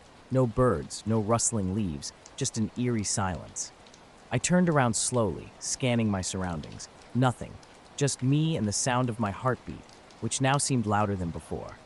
Deciding I'd had enough, I took out the earbuds and put them away. Almost immediately, it felt like the forest came back to life. Birds chirped, a gentle wind rustled the leaves, and I let out a breath I didn't realize I'd been holding. Trying to shake off the creepy feeling, I headed back to the main trail. I couldn't shake the sensation that something was watching me, following me just out of sight. By the time I reached my car, it had gotten dark enough for the parking lot lights to flicker on. I checked my phone. No messages, no missed calls, no signs of weird interference. I still don't know what those sounds were or why they came through my unplugged earbuds. I usually don't get spooked easily, but that day was different. Something was off, and it felt like I wasn't alone out there. I was hiking alone one evening, just as the daylight began to fade. It was a familiar trail, nothing more than a winding dirt path flanked by scattered trees and underbrush. The goal was simple: to unwind after a demanding day. As the sun dipped lower, I noticed the way my shadow stretched out in front of me, but something wasn't quite right. Normally, with the sun setting behind me, my shadow would fall forward in an angle. However, this time it seemed to stretch almost directly down the trail, as if the light was hitting me from above or from some other unseeable direction. Curious and a bit unsettled, I stopped and looked around. The sky was clear, the sun was indeed behind me, and there were no other sources of light. It didn't make any sense. Turning around and checking my surroundings didn't help. My shadow stubbornly pointed in the wrong direction. Thinking it might be fatigue or a trick of the eyes, I walked a few steps and watched. The shadow moved with me, but still in the wrong direction. I even did a full circle, scanning for any possible light sources like street lamps or the moon, but found nothing except the fading sunlight. Checking my phone, I confirmed it was just after 7 p.m., with the sun setting in the west as it should. Yet my shadow pointed east, the opposite of what was expected. I tried to shrug it off and continued walking, but then I noticed the silence. Typically, as twilight sets in, the air fills with the sounds of birds and bugs, but everything was eerily quiet. No rustling leaves, no chirping, only a heavy, oppressive stillness. The air felt thick, almost tangible in its wrongness. I stopped again, uneasy, looking around at the tall trees casting long, strange shadows, none of which matched the direction of my own. It was as if my shadow was disconnected from the rest of the world. With each step, my footsteps sounded strangely muted, as if the ground itself was soaking up the noise. Glancing down, my shadow was still misaligned. Suddenly, a faint glow caught my eye, off the trail behind some trees. Not bright, but a soft, pale light, reminiscent of a flickering lantern. I couldn't see or hear anyone, but it felt like something was trying to make contact, not quite revealing itself. I'm not sure I want to return to that trail alone again. I was flying a late-night cargo run, just cruising through the sky at about 35,000 feet. It was a pretty standard flight, nothing out of the ordinary, and I was mostly on autopilot, letting my mind drift to thoughts of what awaited me back on the ground. But then, a little past midnight, something odd caught my eye. A soft glow that seemed out of place, not from the usual instruments or the wing lights. Peering out the window, I spotted an orb, about the size of a basketball, glowing softly a few hundred yards off to the starboard side. Meanwhile, on a different occasion, I found myself walking toward what looked like a campfire light. But the closer I got, the more unnatural it felt. The light didn't flicker like fire or move like a flashlight. It was just a steady glow. Reaching the edge of the trees, I couldn't find its source anywhere. It was eerily quiet, too. No animals, no insects, not even the wind in the leaves. Everything felt off, as if the forest had been stripped of life and sound around that spot. I paused, trying to shake off the feeling that it was just a trick of light or my own fatigue playing tricks on me. But my shadow looked strange, stretched out in the wrong direction, as if cast by some unseen high source. Deciding it was best to leave, I headed back toward the main trail, but the silence seemed to follow. Glancing back, the light had vanished, as though it had never existed. And my shadow? It stayed weirdly elongated, not fading with the encroaching darkness, but persisting as if something high above was casting it. Feeling uneasy and exposed on the now silent trail, I walked faster. My phone indicated it was late, yet the sky held an odd twilight glow, as if time had slowed. When I finally got back to the parking lot, my shadow returned to normal, stretching behind me from the western light. I hurried into my car, locked the doors, and drove off, but the strangeness of the quiet and that distorted shadow lingered, leaving a lasting impression as if marking something deep inside me. I couldn't shake the feeling that it wasn't just a trick of the light, but something more, something unexplainable. At first, I thought the clear, steady light was maybe another plane's landing light or some reflection. But there was no traffic in the area. I checked the radar and found nothing but empty airspace around me. The orb didn't resemble any normal aircraft. It had no blinking lights or distinct shape, just a calm, glowing sphere. It stayed at my altitude, roughly matching my speed, which made me think it might be some kind of drone or experimental craft. I'm not a military guy, but I've heard about those tests. Still, it made no sound. There was no signal on any communication frequency, and nothing showed on the radar, just the orb moving steadily with me. After a while, it began to shift. It moved in ways that didn't make sense aerodynamically. There was no banking like an aircraft, no wings, no exhaust. It just slipped smoothly side to side, sometimes darting forward or backward. Every time I looked away and back, it was there, keeping pace, but always just out of direct sight unless I was paying close attention. I contacted the nearest control center and reported an unidentified object following me. They sounded confused when they asked for my position and heading, and told me there was no traffic near my flight path and no reports of any unknown craft. That was odd, but I kept flying, hoping it was some harmless test or maybe just a pilot messing around. I tried maneuvering, climbed a few thousand feet, then dropped, turned left and right. The orb adjusted instantly, as if it anticipated my moves. At some point, it felt like I was being watched, not just by the orb, but as if someone else was close by. I couldn't shake that weird tension, and the silence and sense inside the cockpit felt heavier. The usual hum of the engines was there, but everything else just felt off. Then, the strangest thing happened. My radar screen flickered, then went completely blank. For a few seconds, there were no data, no signals. I rebooted the system, hoping it was just a glitch. When it came back, the orb was gone. I scanned the sky all around me but saw nothing. No lights, no shapes, just stars. I kept flying toward my destination and tried to write down everything while it was fresh. When I landed, I filed a report with the FAA describing the orb and its behavior. A couple of days later, they called me back. They told me their radar log showed no anomalies during my flight and no unknown objects. Even stranger, the radar data for my plane's route was incomplete. My son and I have spent countless nights in our backyard, just the two of us, gazing up at the stars. It's something he really loves, given his interest in all things space. We have these comfy lawn chairs right next to the big telescope that my dad gifted him last Christmas. This particular night was like any other late summer evening. The sky was crystal clear, and the stars were shining brightly. We hadn't planned on staying out late, but there we were, quiet and absorbed in the night sky. I was trying to engage him a bit by pointing out constellations I remembered from my childhood. He was eager to look at Mars through the telescope, so we took turns peeking through. The night was peaceful, only disturbed occasionally by the chirping of crickets and a car passing in the distance. Suddenly, he nudged me and in a hushed tone said, "Dad, look up." I did, and what I saw made me freeze. There was a huge dark shape stretching across a significant part of the sky, blocking out the stars as if a massive blackout curtain had been drawn across. This wasn't like anything normal, no clouds or known objects. It was just a massive, solid, silent shape hanging there, as if it was observing us. It was eerily quiet. Normally you'd expect to hear something, the sound of an engine or wind, if something that big was overhead. But there was nothing, just a profound silence. I glanced at my son, his eyes wide, holding his breath, and I could feel the hairs on my neck standing up. I tried to reassure myself, thinking it must be some odd atmospheric phenomenon, or maybe our eyes playing tricks on us. Curious and a bit unsettled, I grabbed the infrared scope we used earlier to watch wildlife. This was part of a kit recommended by my son's science teacher for observing nature at night. I pointed it at the mysterious shape. The screen should have shown some heat signatures, but there was nothing.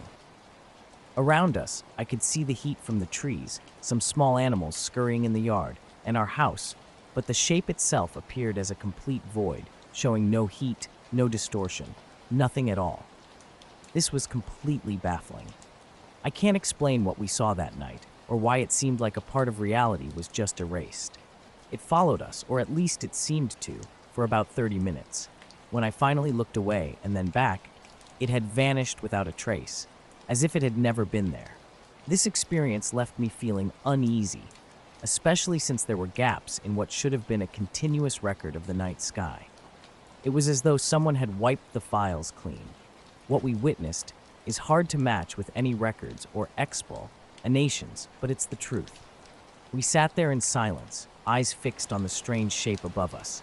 It was eerily still, not flickering or changing, just a giant silent shadow where stars should have been. My voice was barely audible as I whispered my uncertainty about what it was, but I knew I wanted to understand it better. As time passed, the usual sounds of the night returned, frogs croaking, leaves rustling. Yet, the shape remained, a silent observer against the cool night air, blocking out the stars with no movement, sound, or heat.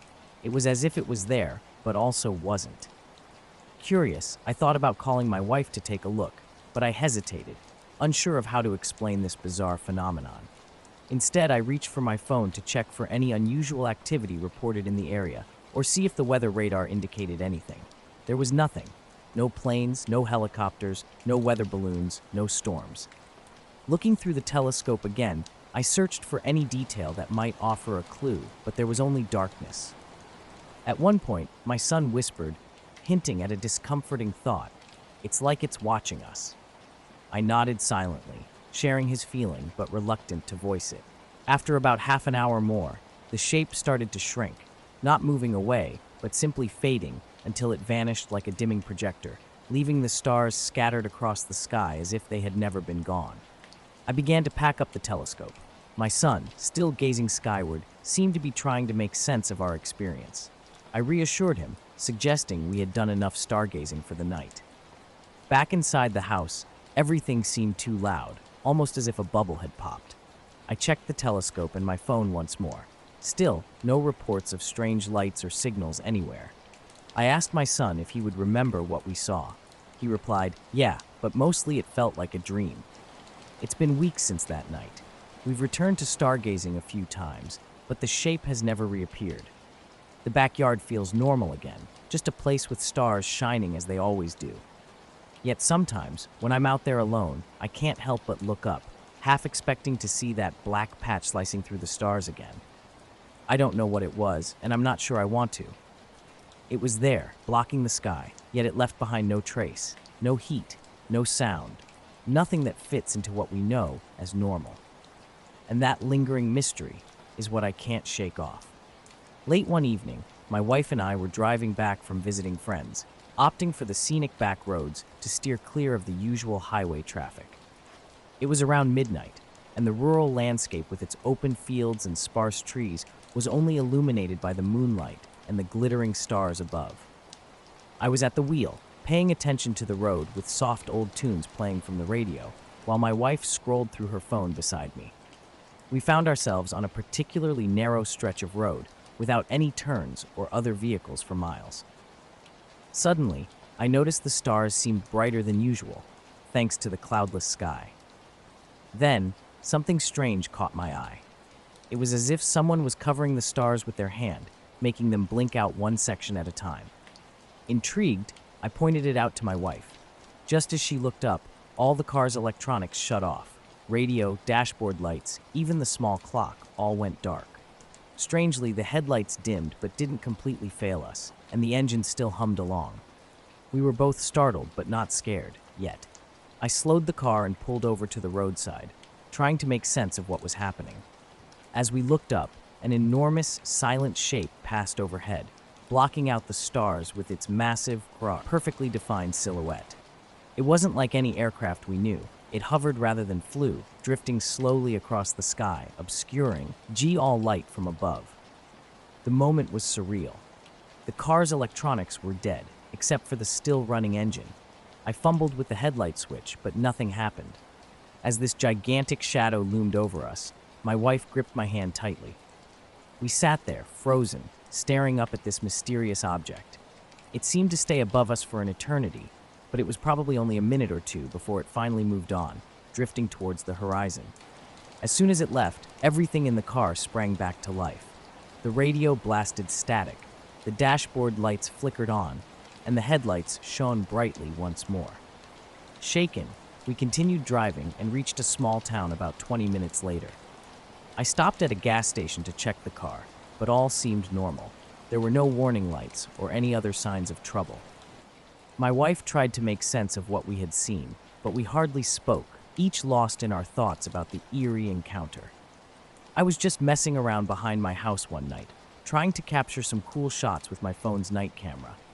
It was around 10 p.m., the sky clear and stars everywhere.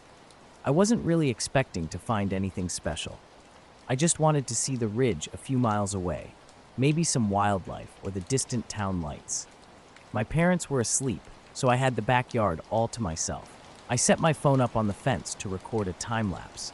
Suddenly, I noticed faint lights flickering above the tree line. They weren't like any plane or drone I'd seen.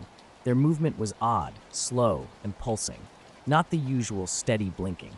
These lights almost looked like a cluster of small orbs, shifting in brightness and seemed to pulse rhythmically, almost like a heartbeat. It was all silent, except for that eerie glow. Curious, I zoomed in and kept the video rolling for about 5 or 6 minutes. I even texted a friend about it, but he was already asleep. Eventually, the lights faded and vanished. I went inside to charge my phone, planning to show the video to my parents the next morning. But when I checked, not only was the footage gone, but my entire phone had reset. Apps, contacts, pictures, all wiped clean. It was as if it was brand new. I hadn't dropped it or anything. The timestamp showed the reset happened right when I stopped recording, which was just bizarre. I looked online for answers, but nothing explained it beyond generic glitches or viruses, which didn't really fit since my phone was fine before this. That same night, after seeing the lights, we drove home in complete silence. We never figured out what we saw or why my car's electronics had shut off as that shape passed overhead.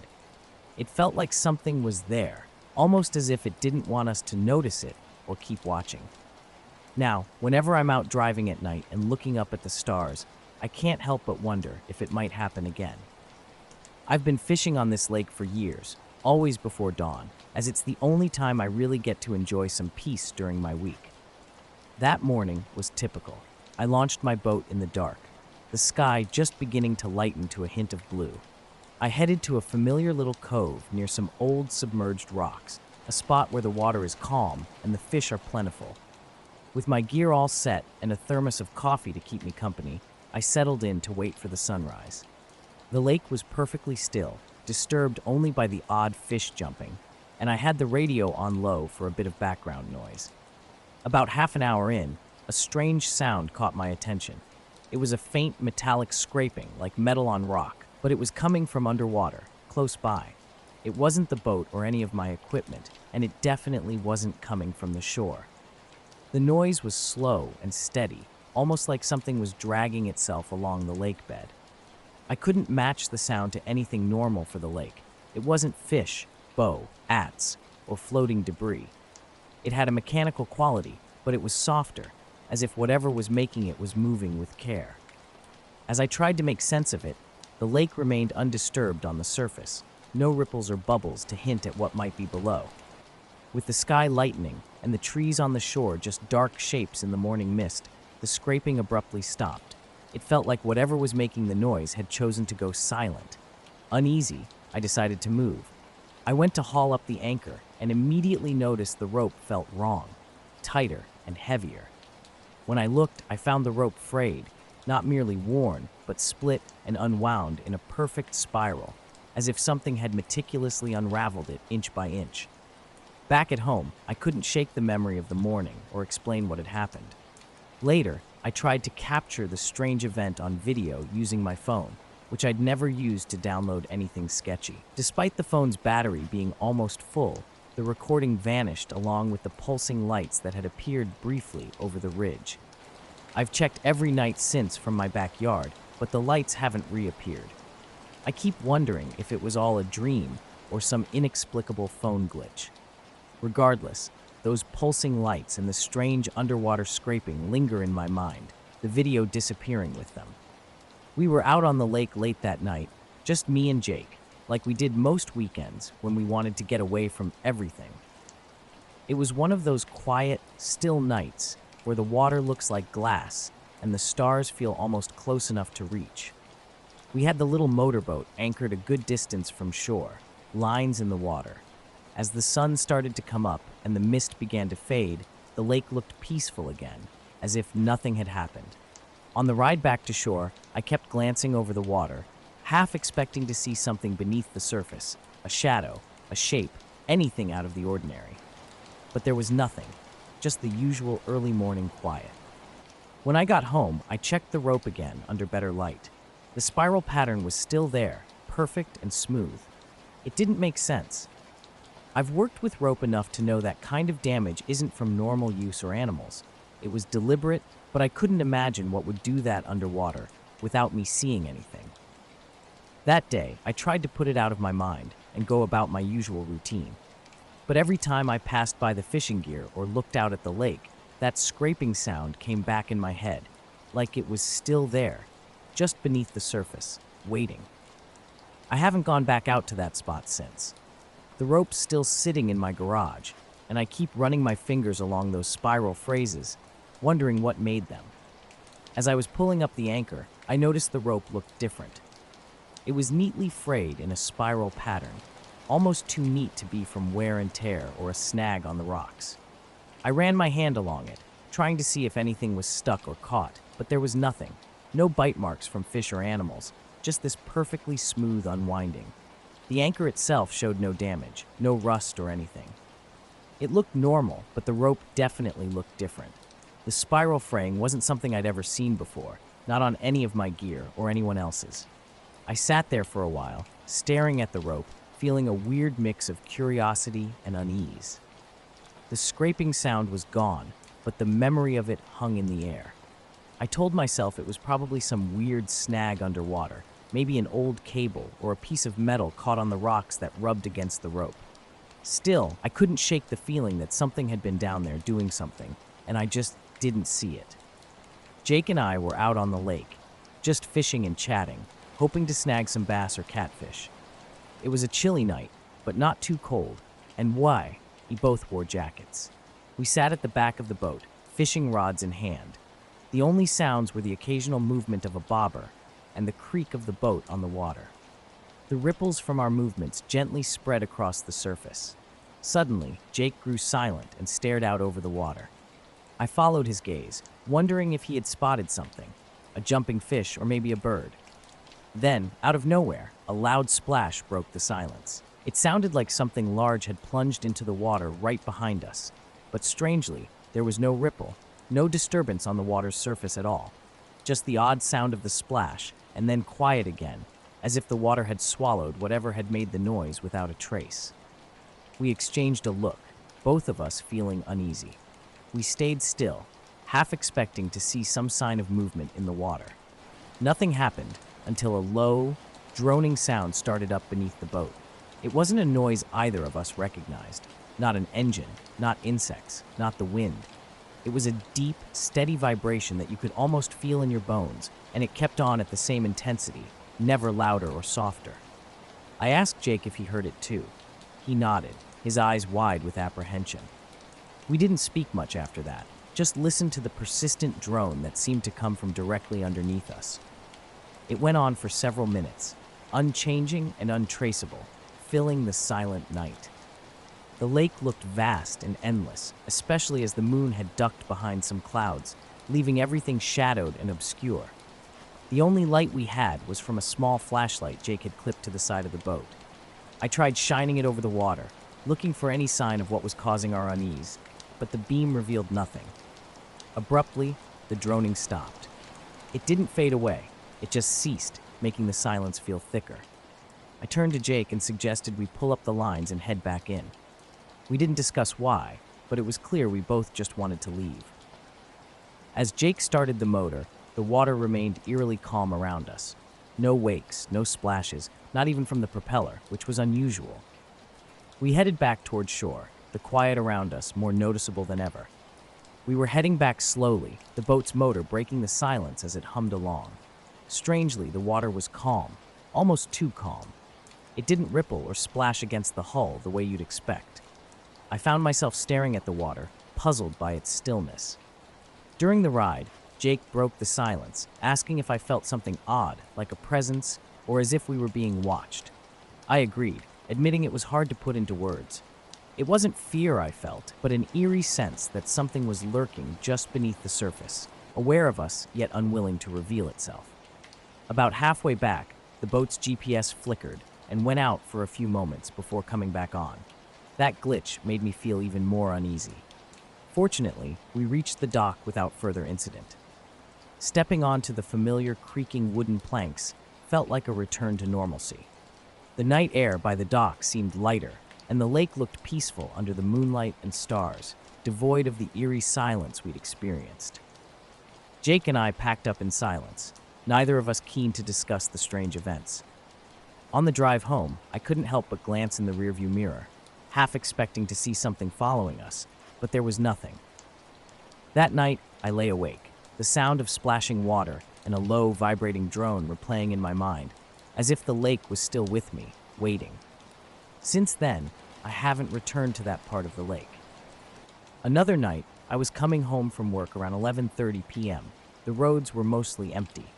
I always turned my phone to silent while driving, so it wasn't until I got home that I noticed a new voicemail. The odd part was, it appeared to be from my own number. I played the message, and it was my voice, sounding panicked and confused, talking about a light that immobilized me. I had no memory of making that call, and there was no record of it in my call log. Sitting on my couch, I listened to the voicemail again, my own voice unfamiliar and unsettling, with absolutely no recollection of the event. I remember that night vividly. It was around 10 p.m., and I had decided to take a walk through the neighborhood to clear my head. The streetlights were dim, and their sparse arrangement did little to illuminate the path. I usually prefer leaving my phone at home during these walks, seeking a break from constant connectivity. That night, however, felt different, unsettling somehow. As I approached the corner by the park, a faint, unusual glow caught my attention. It emanated from near the tree line, a pale, almost bluish-white light that was unlike any street lamp or car light. It was a steady, non-flickering light, hanging about the height of a tree. There was no one around. The park was deserted. Curiosity mixed with unease, I tried to ignore it, but the light seemed to maintain a constant position relative to me. If I stopped and looked back, it was always there, creating a chilling sensation of being watched. I quickened my pace and headed straight home, locking the doors behind me. I rationalized it might be someone's prank with a drone, but it didn't sit right with me. The next morning, a voicemail on my phone left me completely rattled. In it, I heard myself saying, "I don't know what this is. It's just a light. It's right there and I can't move. It won't let me move. I'm scared. I don't know what to do." The message then abruptly cut off.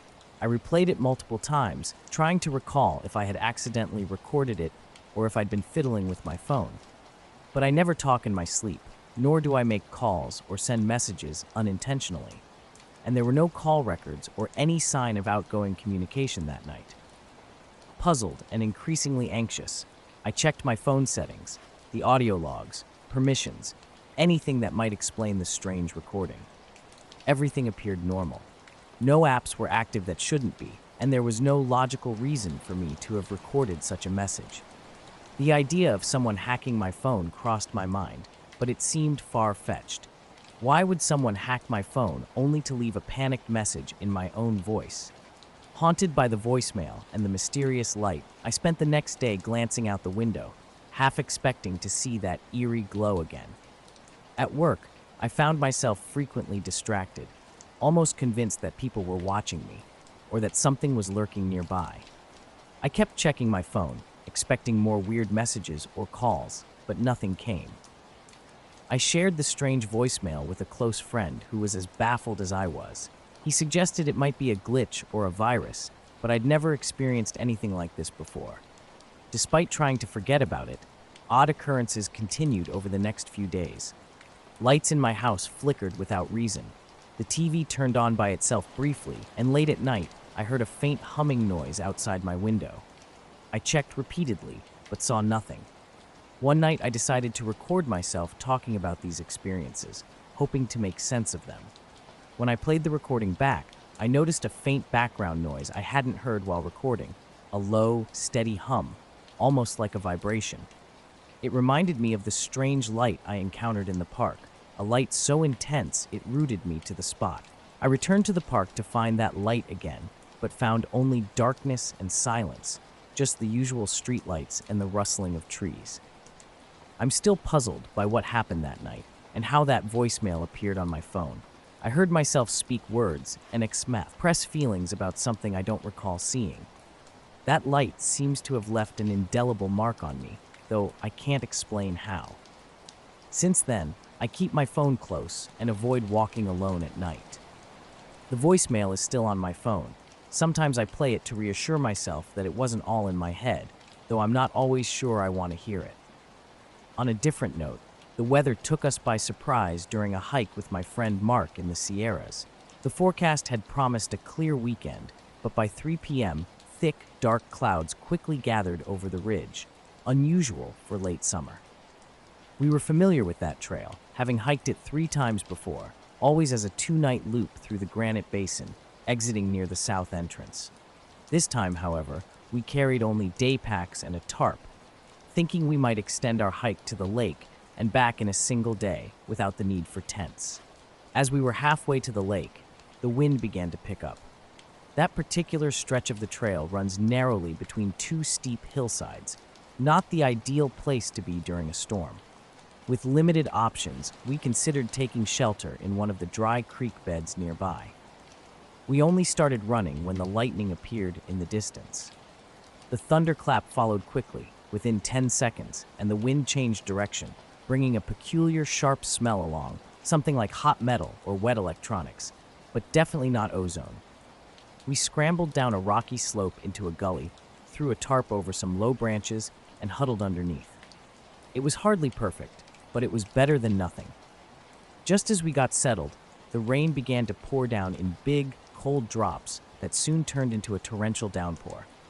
The noise under the tarp was deafening, wind howling through the trees, rain pounding on the tarp, and thunder echoing off the rocks. We mostly kept quiet, just sitting there with our heads down, trying to ride it out.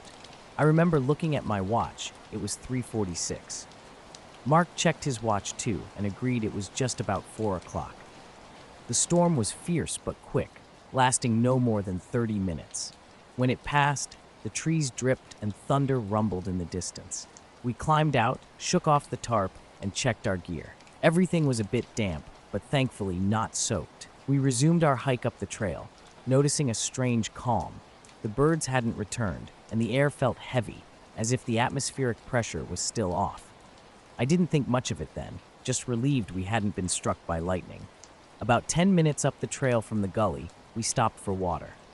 I sat on a boulder, took out my bottle, and checked my watch again. It read 4:11. Mark was nearby, filling his bottle from the stream. I mentioned to him that we were probably about a mile from the lake. He looked puzzled and checked his watch, which showed nearly 5 o'clock. I laughed, thinking he was mistaken, and showed him my watch. But when he showed me his, it read 4:49. Confused, I tapped my watch, suspecting it had stopped or glitched, but the second hand was moving normally. We thought maybe mine had reset or been bumped when we were under the tarp. We tried checking our phones for the correct time, but neither had service, and we hadn't thought to download an offline clock. My phone matched my watch, showing 4:13, while his showed 4:51. We continued walking, making light of the situation, but I could tell it bothered him as well. After all, we had been together under the tarp the whole time, with no chance for such a time discrepancy. We got to the lake around 5:15. At least, that's what his watch said. Mine showed 4:37. The sun hung high, yet the shadows stretched longer than they seemed they should. It felt a bit off, like the light and time weren't syncing up with my watch. Settling down for a meal, I couldn't shake a weird, heavy feeling. Not quite sickness, more an intense weariness as if I hadn't slept, and a hunger that seemed too strong after just a 4-hour hike. Mark didn't mention anything out of the ordinary, but like me, he ate quickly. Refilling my water, I caught my reflection in the lake. It looked faded, my skin paler, and the whites of my eyes tinged pink. Maybe it was just the glare, but it made me uneasy. The cold air didn't help either, feeling far chillier than any August day should, even up here. We didn't linger, packing up to leave before the sun set. All the way back, I kept an eye on my watch, watching it tick by normally, yet it never lined up with Mark's. By the time we got to the car, he was still 38 minutes ahead. We checked his phone, his watch, and the car clock, all in agreement. Mine lagged behind, stubborn even after I tried resetting it. I left it, deciding to fix it later by syncing to GPS time. That night, both my watch and phone finally corrected when I synced them to the internet, aligning with Mark's time. The weirdness seemed confined to the woods, or so I thought, until I checked the photos from my hike. I use a clip-on camera that snaps pictures every 5 minutes. It was on from noon until we reached the lake, capturing dozens of images. But strangely, from 3:46 to 4:49, it hadn't taken any photos at all, despite being on and fully charged. It resumed right at 4:50. Mark's GoPro told a different story. He had it set to record short clips triggered by motion, and it captured everything without interruption, even through the storm while we huddled under the tarp. He showed me the footage on his laptop. It was seamless, showing the rain and our brief shelter, never missing a beat while my camera mysteriously skipped an hour. The drive back was quiet, both of us tired and probably processing the day's oddities. Whatever happened, it seemed confined to our time in the woods, but it left me with more questions than answers. I was out on a late shift fixing power lines over a remote valley, a job that usually has me working alone under the hum of transformers and occasional wildlife sounds. It was past midnight, and the air felt dry and cold as my truck rattled along the gravel service road. The sky was clear, with a nearly full moon illuminating my path. I grabbed my usual gear, helmet, gloves, and made my way up to the hill where the main lines ran. Sometimes I bring a spotting scope, handy for close inspections or spotting wildlife that might tamper with the equipment. That night, it was in my bag, but nothing seemed unusual. After about an hour of climbing poles and tightening cables, I stopped for a break on a ridge with a view over the valley. Below, the town was mostly dark, save for a few lights. I took out my scope for a breather, aiming it toward the valley's far end. That's when I saw it, a pitch-black triangular shape hovering about 500 feet above the ground. It was silent and motionless, like a segment of the night sky had been cut out and suspended in the air. The edges of the shape were sharply defined yet slightly blurred, as though seen through a misty window. I blinked, thinking it might be a trick of the light or a shadow, but it remained fixed in place. Curious, I readied myself for a closer look through the scope. In a different experience, I noticed something strange in a video from a hiking trip. In about 4 minutes of footage, I inexplicably disappeared. The tarp in the frame moved oddly, as if someone was underneath, but the shape was distorted, too large for the space. You could hear my voice a couple of times, yet I wasn't visible.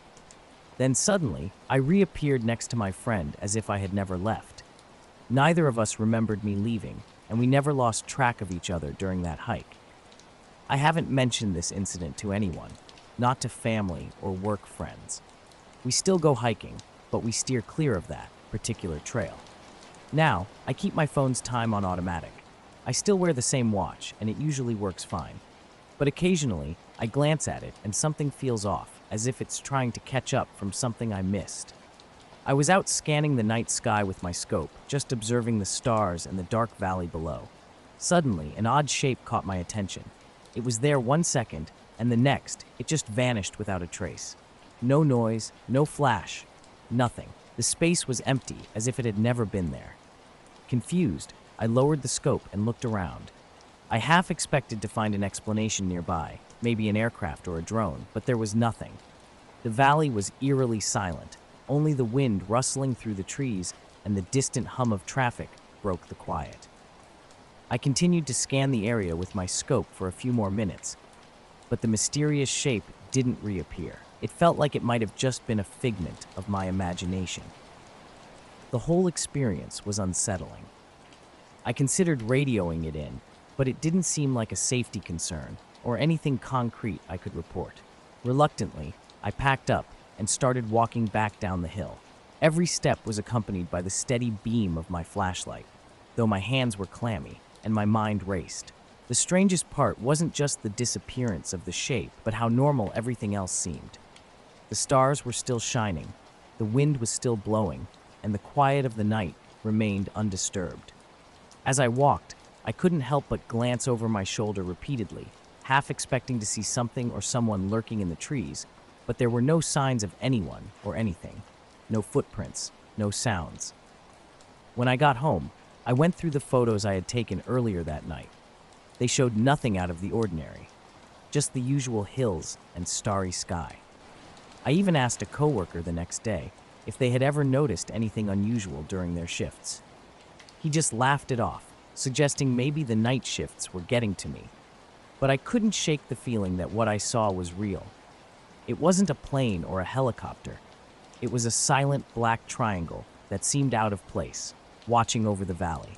Since then, I haven't gone back out there alone, especially to fix the power lines. I'm waiting to have someone with me, not because I'm afraid of the work or the heights, but because something about that night felt wrong. That shape seemed like a part of the night that didn't want to be seen. Perhaps it was all just a trick of the light, maybe a shadow from a drone or something experimental, but it seemed too real, too solid. And the moment I tried to focus on it with my scope, it just disappeared without a sound. That night, sneaking out was easy. My mom had gone to bed around 10, and my stepdad was already asleep in his recliner, the TV buzzing quietly in the background. I had snuck out around 11:45, driven by the urge to explore the night, never expecting the mystery that awaited me. I had been waiting until I was certain they were deeply asleep, and then I carefully made my escape through the back door. Our house is old and noisy, but once everyone's asleep, they rarely wake up. My destination was the old batting cages behind the local gas station, a popular hangout spot for some school friends and me. It's a quick 15-minute walk along the secluded back trails, so I grabbed just my phone and a hoodie. Nothing more, since it was a bit chilly, but not too bad. I wore my usual sneakers and jeans, traveling light. The trail I took is pretty straightforward. It winds past the water treatment plant, follows the creek for a stretch, and then skirts the edge of the ball fields, ending at a worn fence. There's no lighting along the path, but I've walked it so many times that I only needed my phone's flashlight to watch my step. I arrived at the Tsi, ages right around midnight, to find Jamie, Lex, and Chris, who I didn't know all that well, already there. Someone had set up a speaker that played music softly in the background. We just chilled on the old benches, sharing a vape and chatting about random stuff. It was laid back. No one was drinking or anything, just a typical night out to pass the time. At one point, I checked my phone. It was 12:17 a.m., a detail that oddly stuck with me because of its precision. I had planned to head home by 1 a.m. to keep to my unofficial curfew. Slipping in by 1:15 a.m. usually meant no one at home would notice. I started my walk back just before 12:40 a.m. after saying goodbye to everyone. Jamie told me to text once I got home, and I nodded, though I never actually did. The trail was dark and silent, typical for that time of night, with my phone's light dimmed and pointed at the ground. Nothing felt off at first, and there was no one following me. But at some point, something changed. I didn't feel like I had blacked out, and I'm pretty sure I never stopped walking. Yet, suddenly, I realized something was off. The trail seemed narrower, the trees denser and more imposing than I remembered. Stopping, I shone my flashlight around in a slow circle, trying to see if I had accidentally veered off onto a side path. My heart picked up pace, though I tried convincing myself it was just the darkness playing tricks on my mind. The silence was unnerving. It was one of those heavy, pressing quiets where even the smallest sound seems to vanish. It dawned on me then just how eerily quiet it was. No usual night sounds, just silence. The creek's sound, normally a consistent presence, had vanished entirely. It felt like stepping into an outdoor soundproof room where the only audible sound was the loudness of my own breathing. In that eerie silence, I checked my phone for the time, only to find its screen completely black and unresponsive. Surprised, especially since the battery should have been around 60%, I pressed the power button repeatedly and tapped the screen, yet it remained dead, showing no sign of life. As I stood there, phone in hand, the environment shifted subtly around me. It wasn't something I saw or heard. It was more like a sensation, a quiet movement of the air without a breeze, reminiscent of the pressure change you feel when driving up a mountain quickly. In response, I switched off my flashlight and paused, straining to hear anything. Suddenly, a dim, fleeting light flashed through the trees ahead, soft and brief, like a malfunctioning camera flash. Then it was gone without illuminating anything. Despite the oddity, I lingered briefly, trying to make sense of the still, thick air that surrounded me. It was neither cool nor warm, just noticeably dense. Eventually, I started moving again, though unsure if I was even on the right path. Time seemed distorted. I couldn't tell if minutes or an hour had passed as I walked. Soon, a dull ache began in my legs, and I noticed a squishing sound from my shoes. They were wet, soaked through, though the trail itself was dry and it hadn't rained at all. Bending down, I touched my jeans, finding them damp up to my calves, the fabric cold to the touch. Looking around, a strange, unsettling feeling washed over me. Not quite dizziness, but the disorienting sensation you get when you wake up too quickly. It felt as if I had strayed into a place I wasn't meant to discover.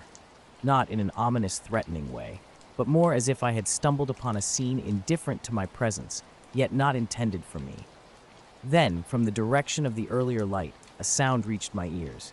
It was a low, distant rumble with a rhythmic pulse, almost like breathing, deep, steady, not mechanical but organically rhythmic.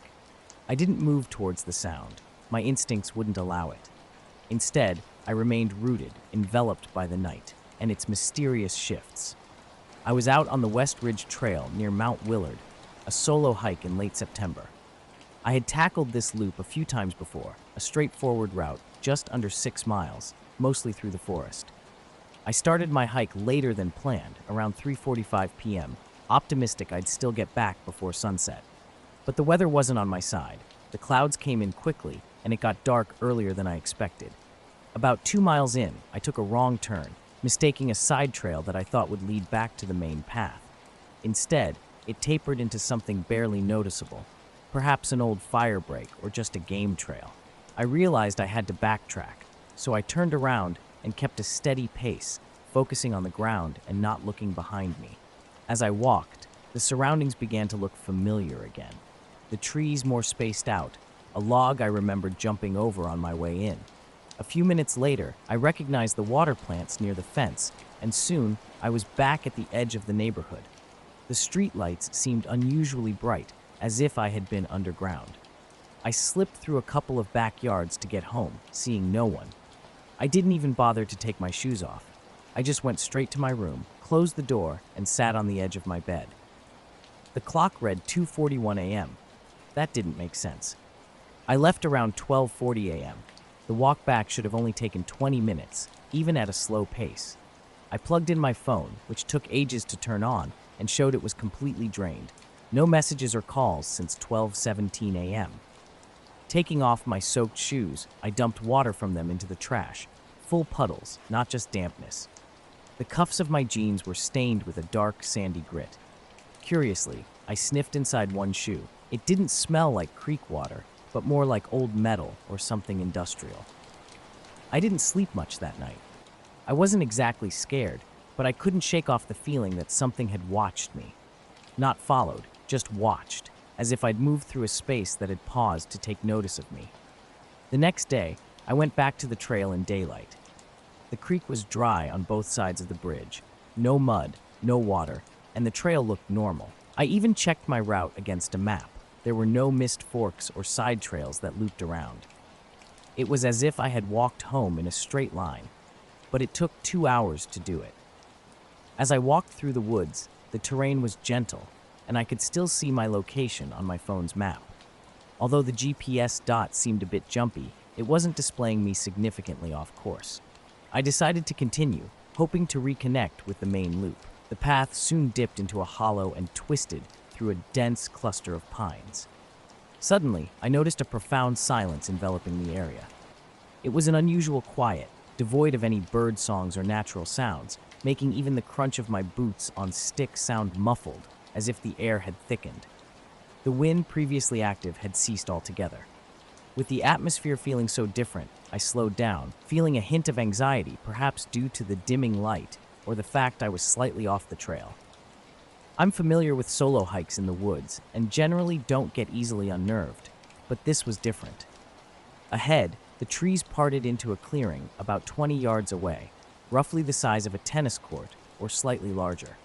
The ground was flat, covered with dead pine needles, and notably bare in the center, devoid of rocks or stumps, not resembling a campsite or an old cabin foundation, just a strangely pristine patch of earth. I stopped at the edge, reluctant to step into it. Although it appeared harmless, with no obvious dangers like drop-offs or signs of animals, something about it felt off. I checked my phone. I still had a good signal and 3 bars. The map indicated I was in a remote area, which was typical here. Curious, I opened my compass app, which reacted sluggishly, the needle lagging behind as I turned in a circle. Tentatively, I stepped 1 foot into the clearing. Immediately, I noticed breathing felt unusually laborious, not as if the air was thin, but heavier, making each breath more strenuous.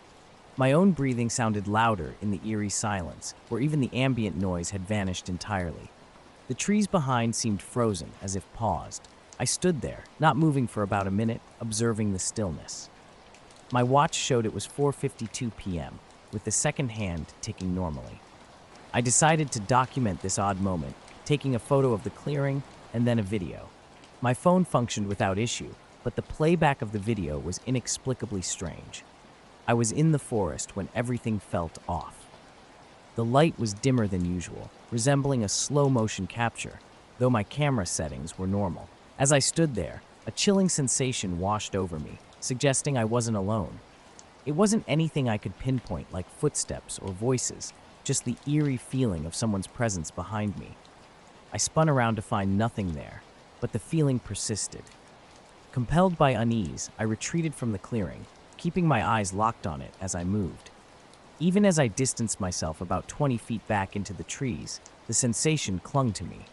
My heart thumped wildly as I paused, trying to discern if I was having an anxiety attack. Despite the normal appearance of my surroundings, something felt profoundly wrong. The forest seemed to watch me without posing a direct threat.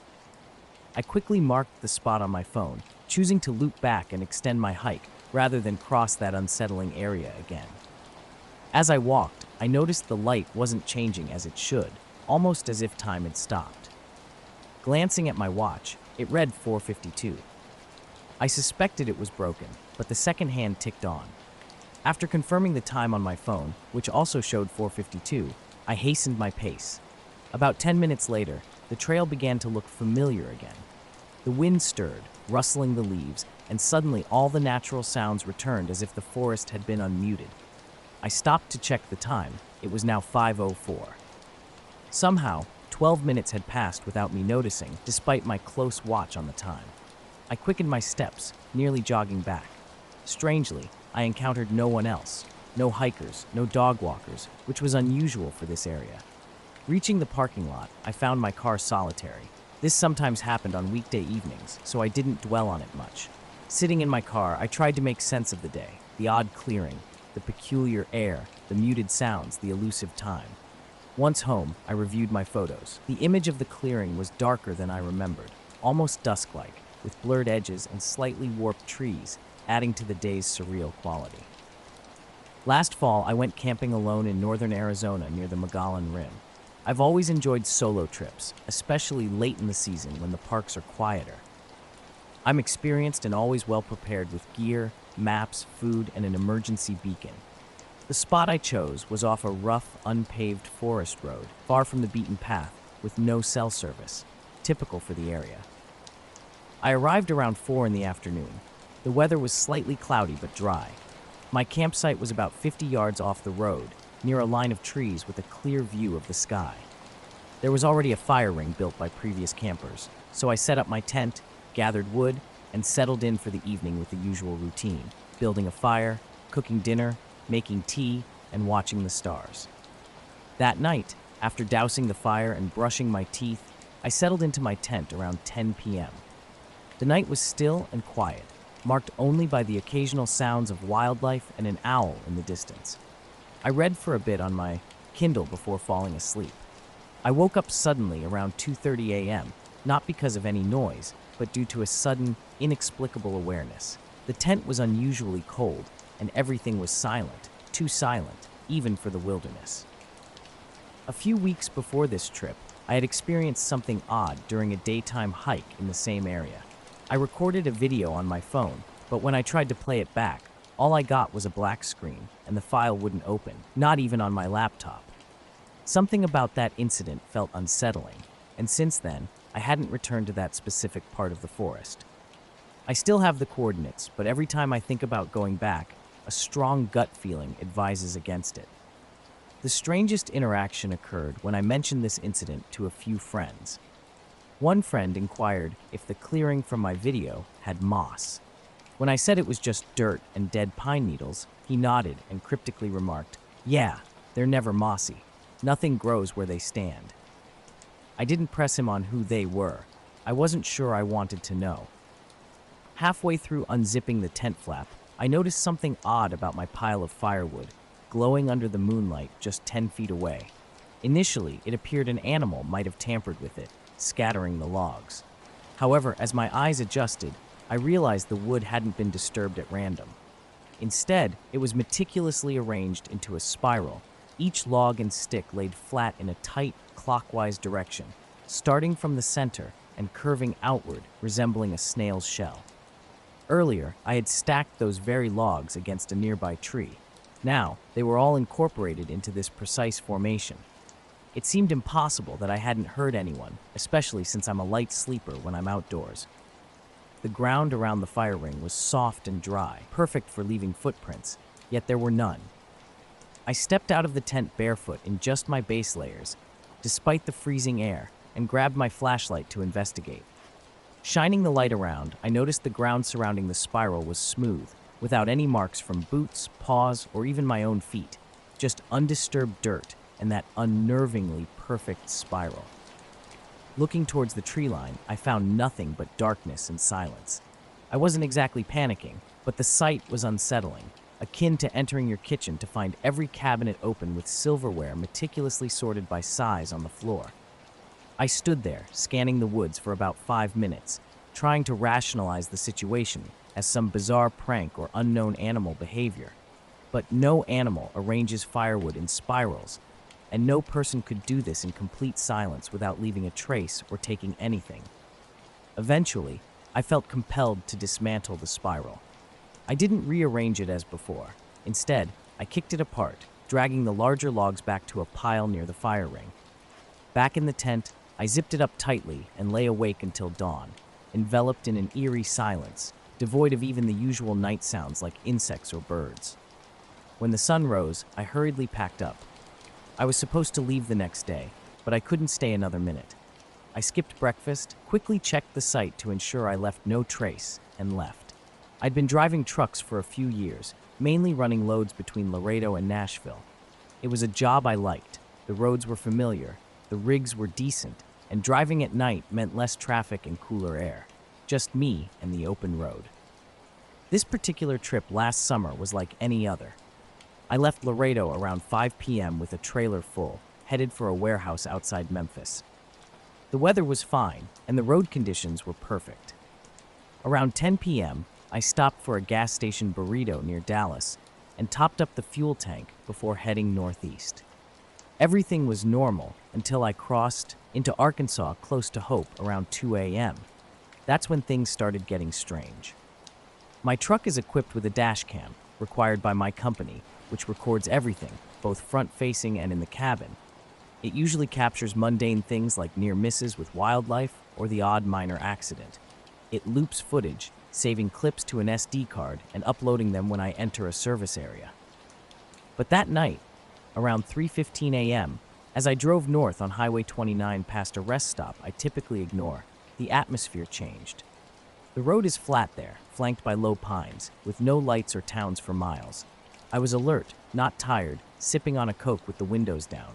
Suddenly, the radio went silent. Not a gradual fade to static, just complete silence. The display was still on, but it wouldn't play anything, even after I tried changing stations. Then a few seconds later, my GPS froze. Everything on it just stopped. Time, speed, all of it. I tapped the screen, but it was unresponsive. My phone showed it was 3:17, but the GPS was stuck at 3:08. That discrepancy felt eerie, like I was losing time. At that moment, a weird pressure built up in my ears.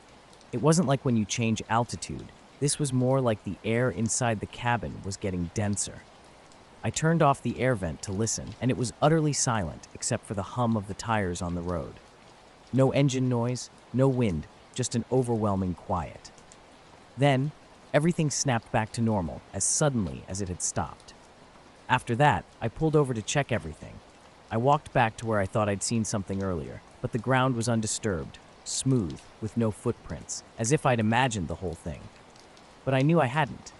Nearby, a pile of logs I'd noticed the night before was now scattered, not stacked as they had been.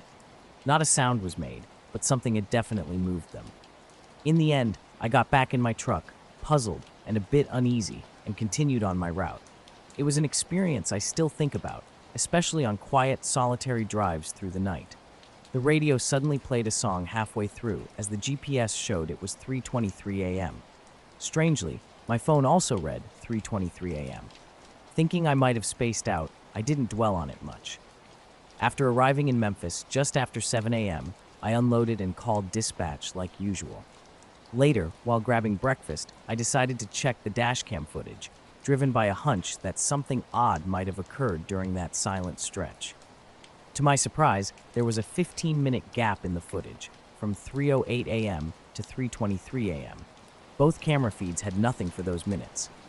The timestamps just skipped, with no error messages or signs of file corruption. Everything else recorded perfectly, only those 15 minutes vanished. Thinking it might be a glitch, I checked the backup files on my laptop. Oddly enough, the same gap appeared there too. The GPS indicated that the truck hadn't stopped moving, and the logbook showed I maintained a steady speed without any sudden stops or harsh braking. It was just normal driving, or so it seemed. I didn't think much of it until that evening in a motel in Jackson. Curious, I checked the internal truck camera, the one above the rearview mirror.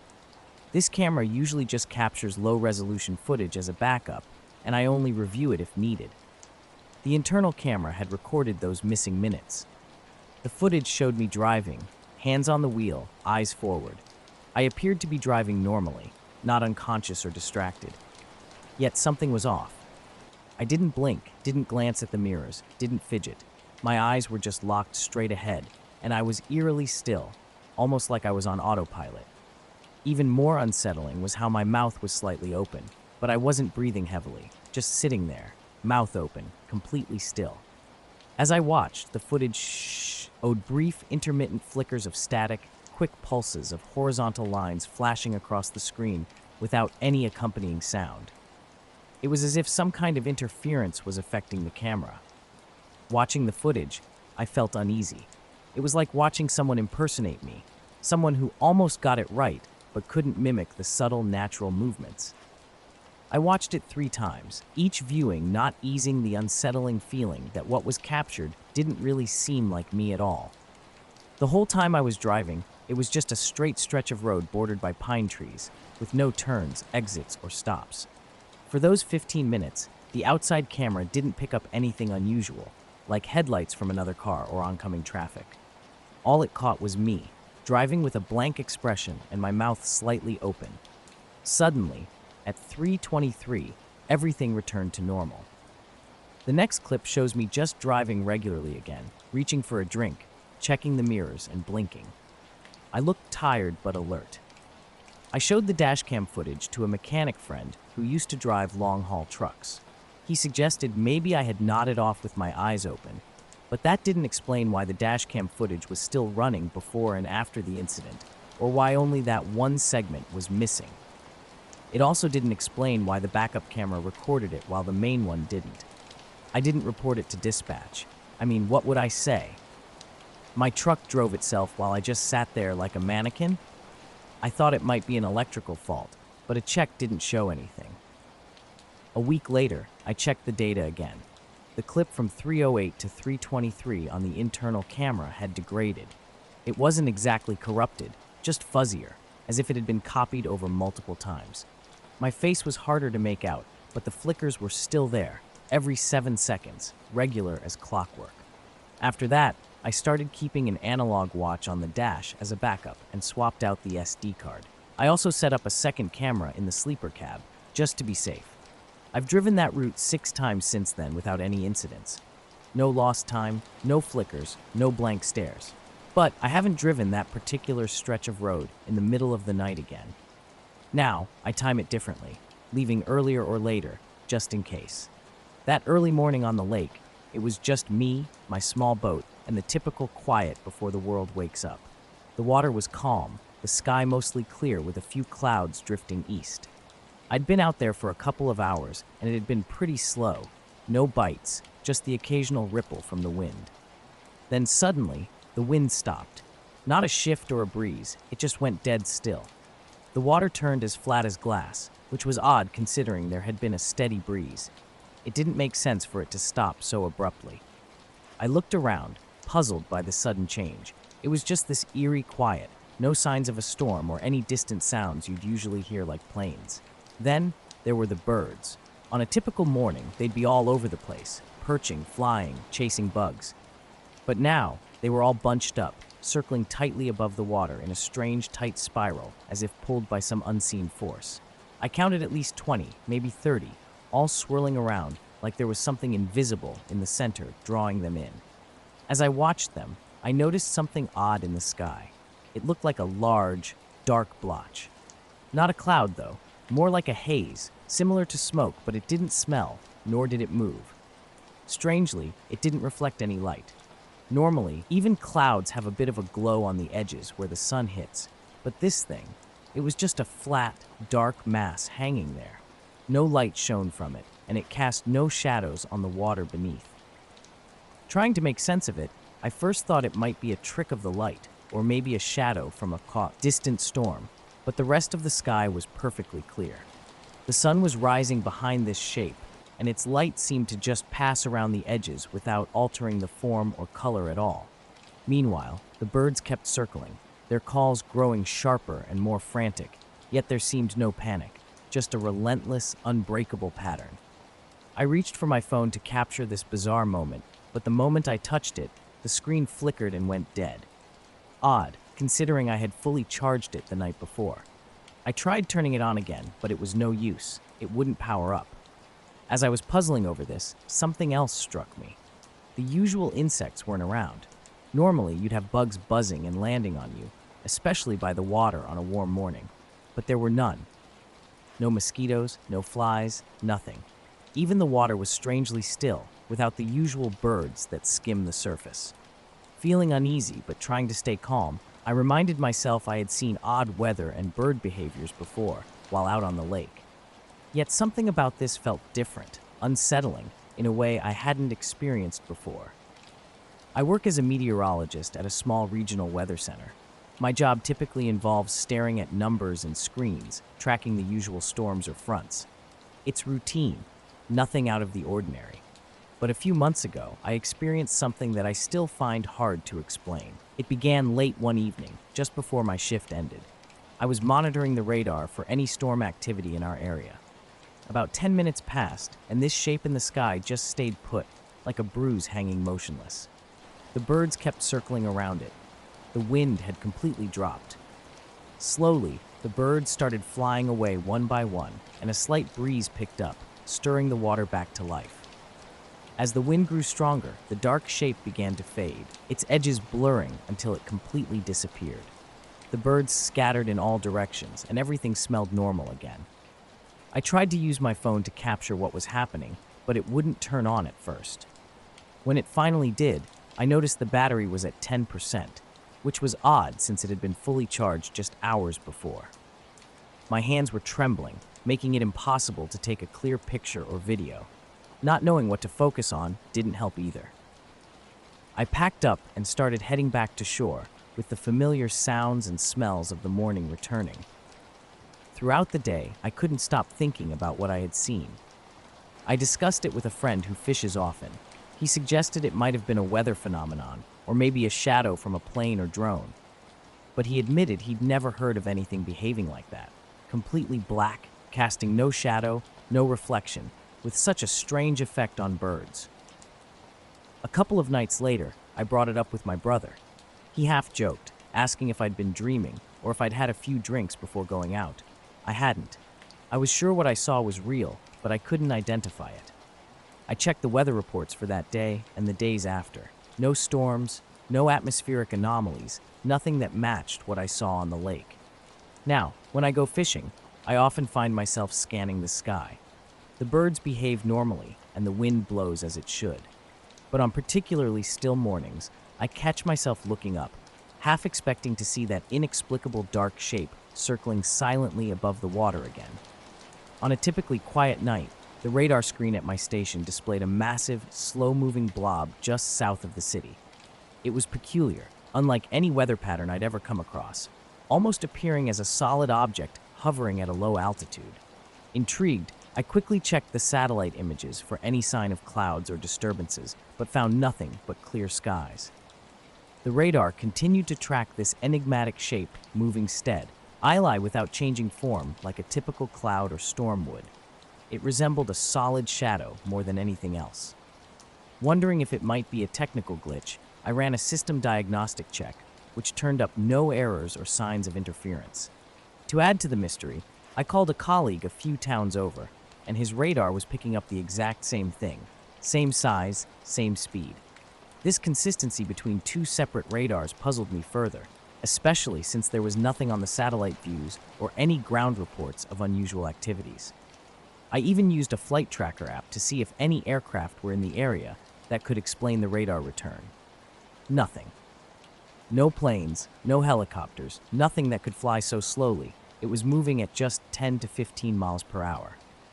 For the next 30 minutes, I watched it glide from south to north, crossing several counties without any accompanying rain or clouds, just a strange dark patch moving on the radar. I checked local news, emergency channels, and social media for anything that could shed light on the situation, but came up empty. No reports of strange lights or any unusual phenomena. Curious, I stepped outside to take a look for myself. The night was clear, the stars were out, and there was no moon.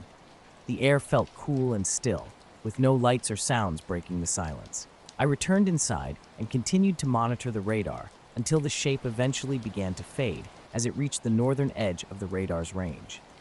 After my shift, driven by a mix of curiosity and a slight hope of encountering something unusual, I drove home following the route the radar had shown the object traveling. Yet, everything was as normal as could be. Empty roads, quiet fields, no unusual sights or sounds in the sky. Whatever the radar had detected, it left no trace behind except for a lingering mystery. That night, the radar image kept me up. It was strange, showing none of the usual signs of storms, aircraft, or natural weather patterns that would explain its appearance. The next day, puzzled, I brought it to my supervisor's attention. He thought it might just be a radar glitch, or maybe interference caused by a satellite or some space debris. But when I checked, the satellite data showed nothing out of the ordinary in orbit at that time. Moreover, the oddity of the situation was compounded by the fact that two different radar stations had recorded the same thing simultaneously. For days afterward, I monitored the radar, hoping the odd phenomenon would reappear, but it didn't. There were no blobs, no strange masses. However, a few weeks later, I started noticing other peculiar signals. Around the same time each night, in roughly the same area, the radar would briefly pick up faint signals. These weren't big or clear like the previous one, but were instead just flickers or blips that lasted mere seconds. Initially, I wondered if birds or insects might be causing these, but their consistent timing, always after midnight, and always moving slowly across the sky in the same path as the larger mass, was unusual. Curious and somewhat unsettled, I stayed late one night after my shift to keep an eye on the radar. Sure enough, the flickers appeared again, small, quick flashes crossing the screen. I decided to step outside to see if I could observe anything in the environment that might explain them. It was eerily silent. No wind, no sounds of distant traffic, nothing. I looked up at the sky, but there was only the usual backdrop of stars. However, I then noticed a faint glow on the horizon to the north, a dull, shifting light that would appear and disappear. It wasn't bright, just a subtle haze. I tried capturing it with my phone camera, but it couldn't pick up anything beyond the darkness. I spent about 20 minutes outside, watching the light fade and the flickers vanish from the radar screen.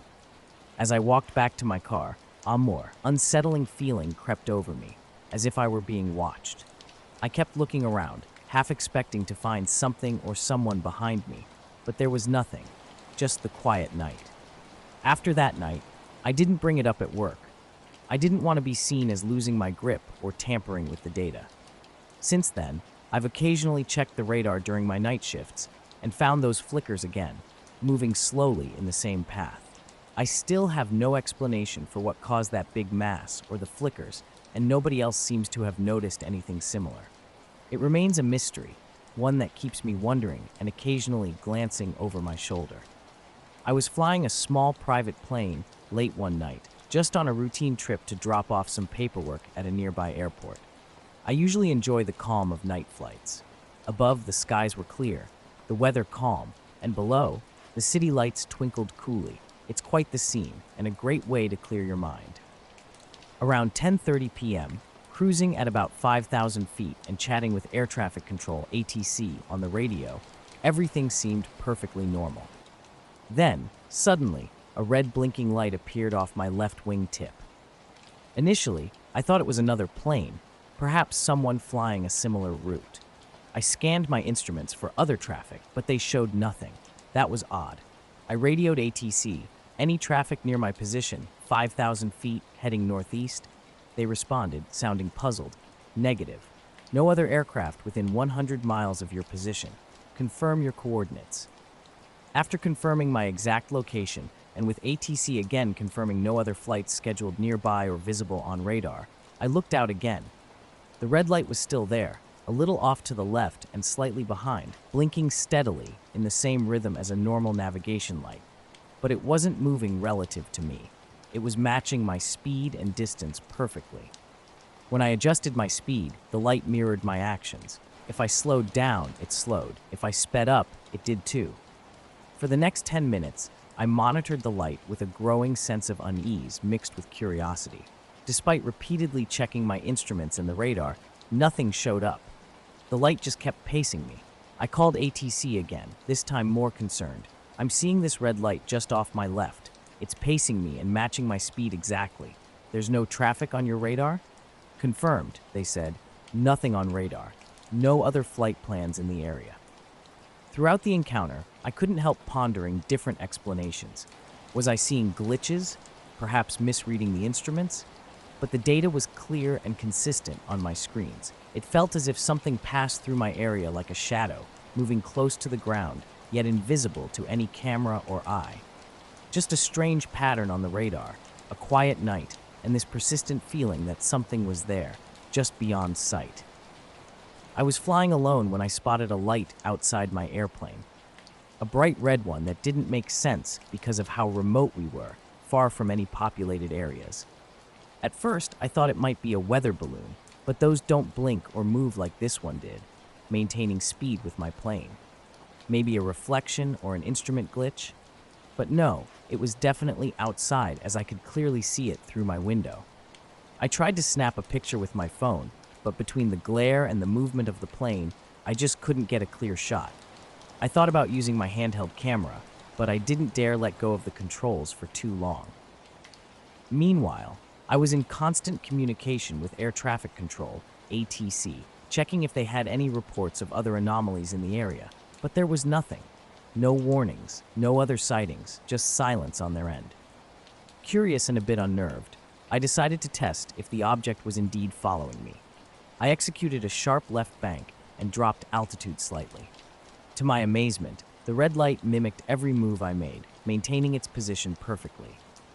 When I leveled out and climbed back to 5,000 feet, it was still with me, blinking steadily. This was no ordinary light.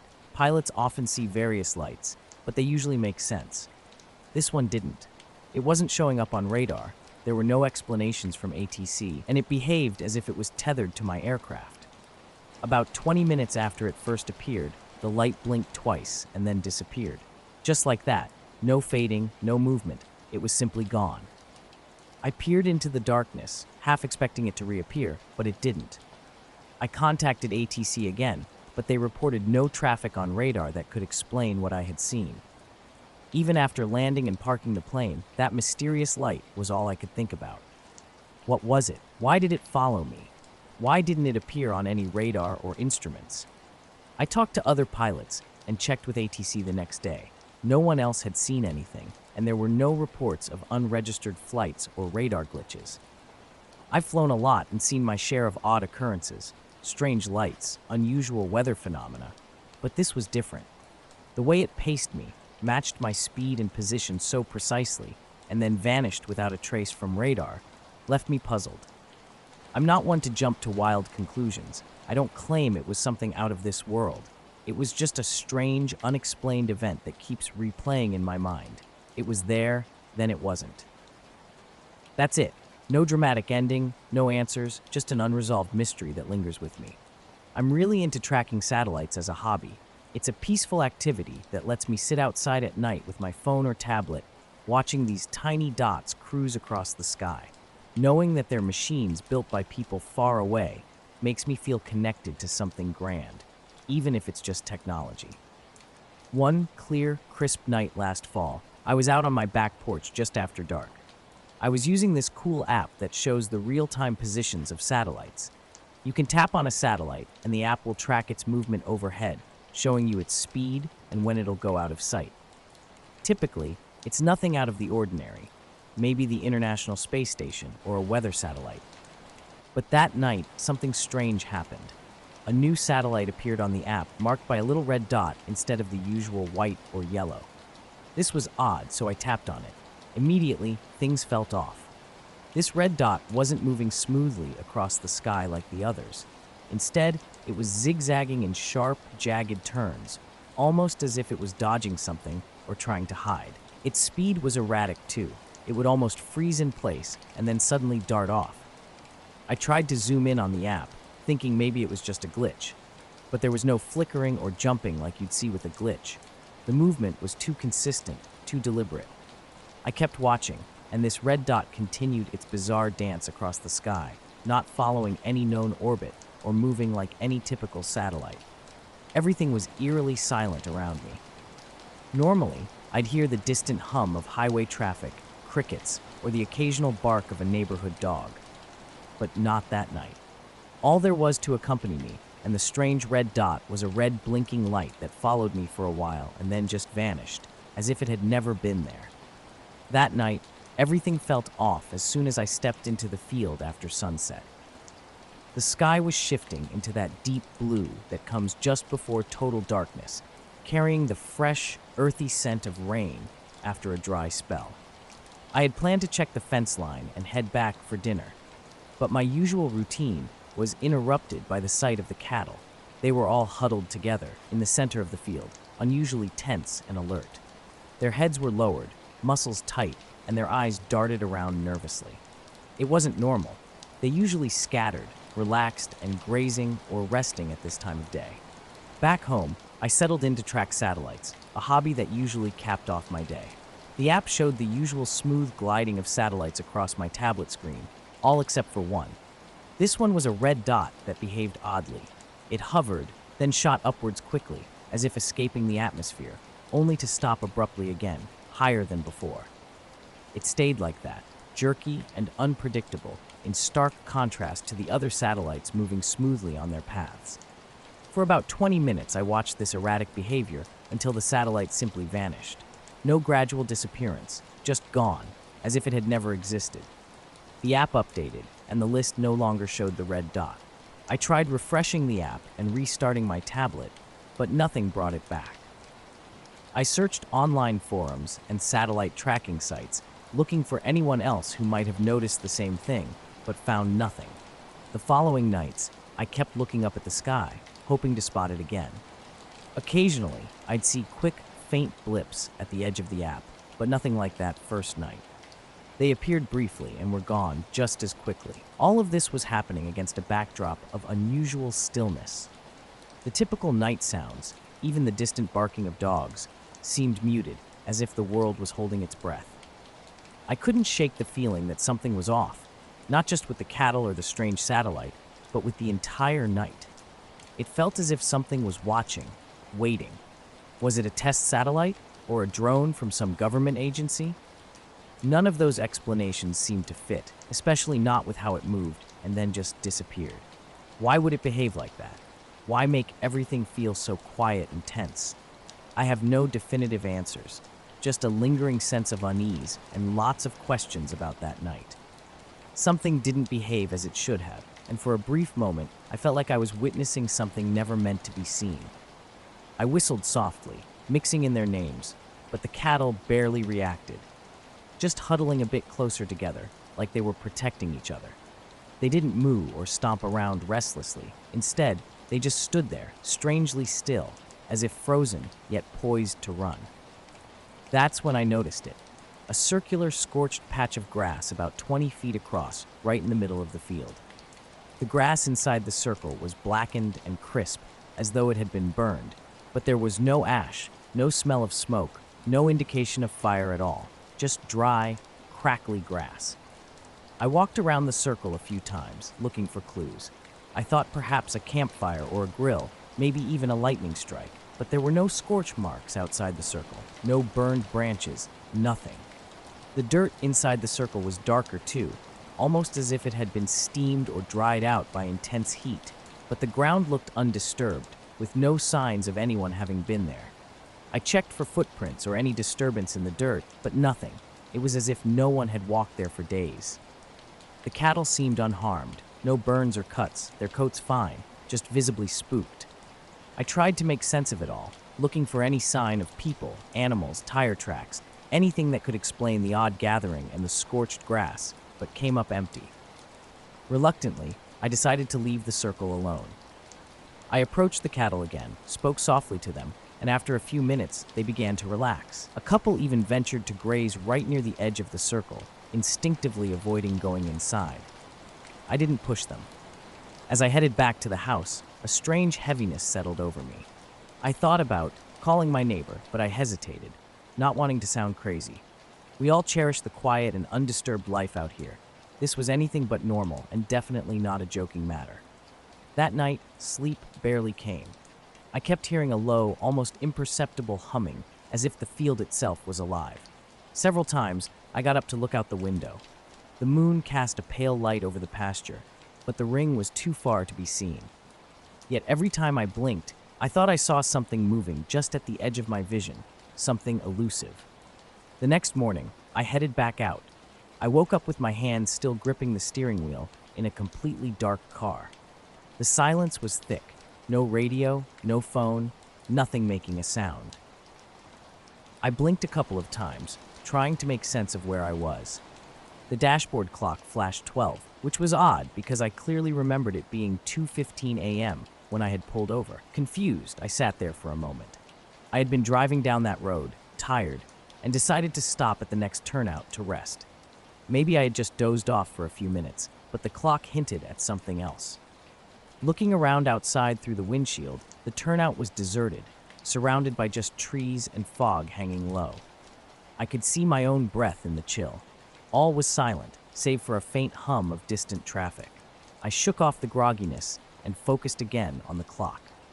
It flashing 12 meant the power had likely cut out at some point, or the battery was dead. With the car's interior lights off and the engine silent, I realized I was parked, but the time gap still didn't make sense.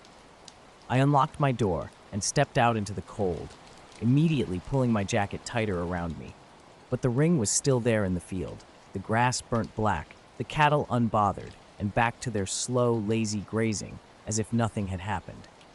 I thought maybe I had imagined the humming and the eerie feeling of being watched. That was until I noticed the ground just outside the ring. The grass there was pressed flat, as if something heavy had been there and then gone. It didn't make sense. I hadn't seen or heard anything that could have done that. For the next few days, I kept an eye on the field, waiting for something else to happen, but nothing did. There were no footprints, no other strange marks, no odd noises, just the cattle and that weird dead ring in the middle of the pasture. I chose not to tell anyone about it. What would be the point? Sometimes I find myself staring at that spot when I'm outside, wondering if something really was there or if it was just one of those inexplicable things. The cattle never go near it now, and neither do I. It feels like the kind of place better left alone. That's the story. I don't have an explanation, only the certainty that it happened. When I pulled over, the place was empty, just as it was now. There were no other cars or people around. I looked down the road, which stretched out quietly on both sides. I grabbed my phone to check the time, or maybe call for help, but I quickly realized there was no signal and the screen wouldn't budge from the homepage. No matter how many times I tried, it just stayed frozen.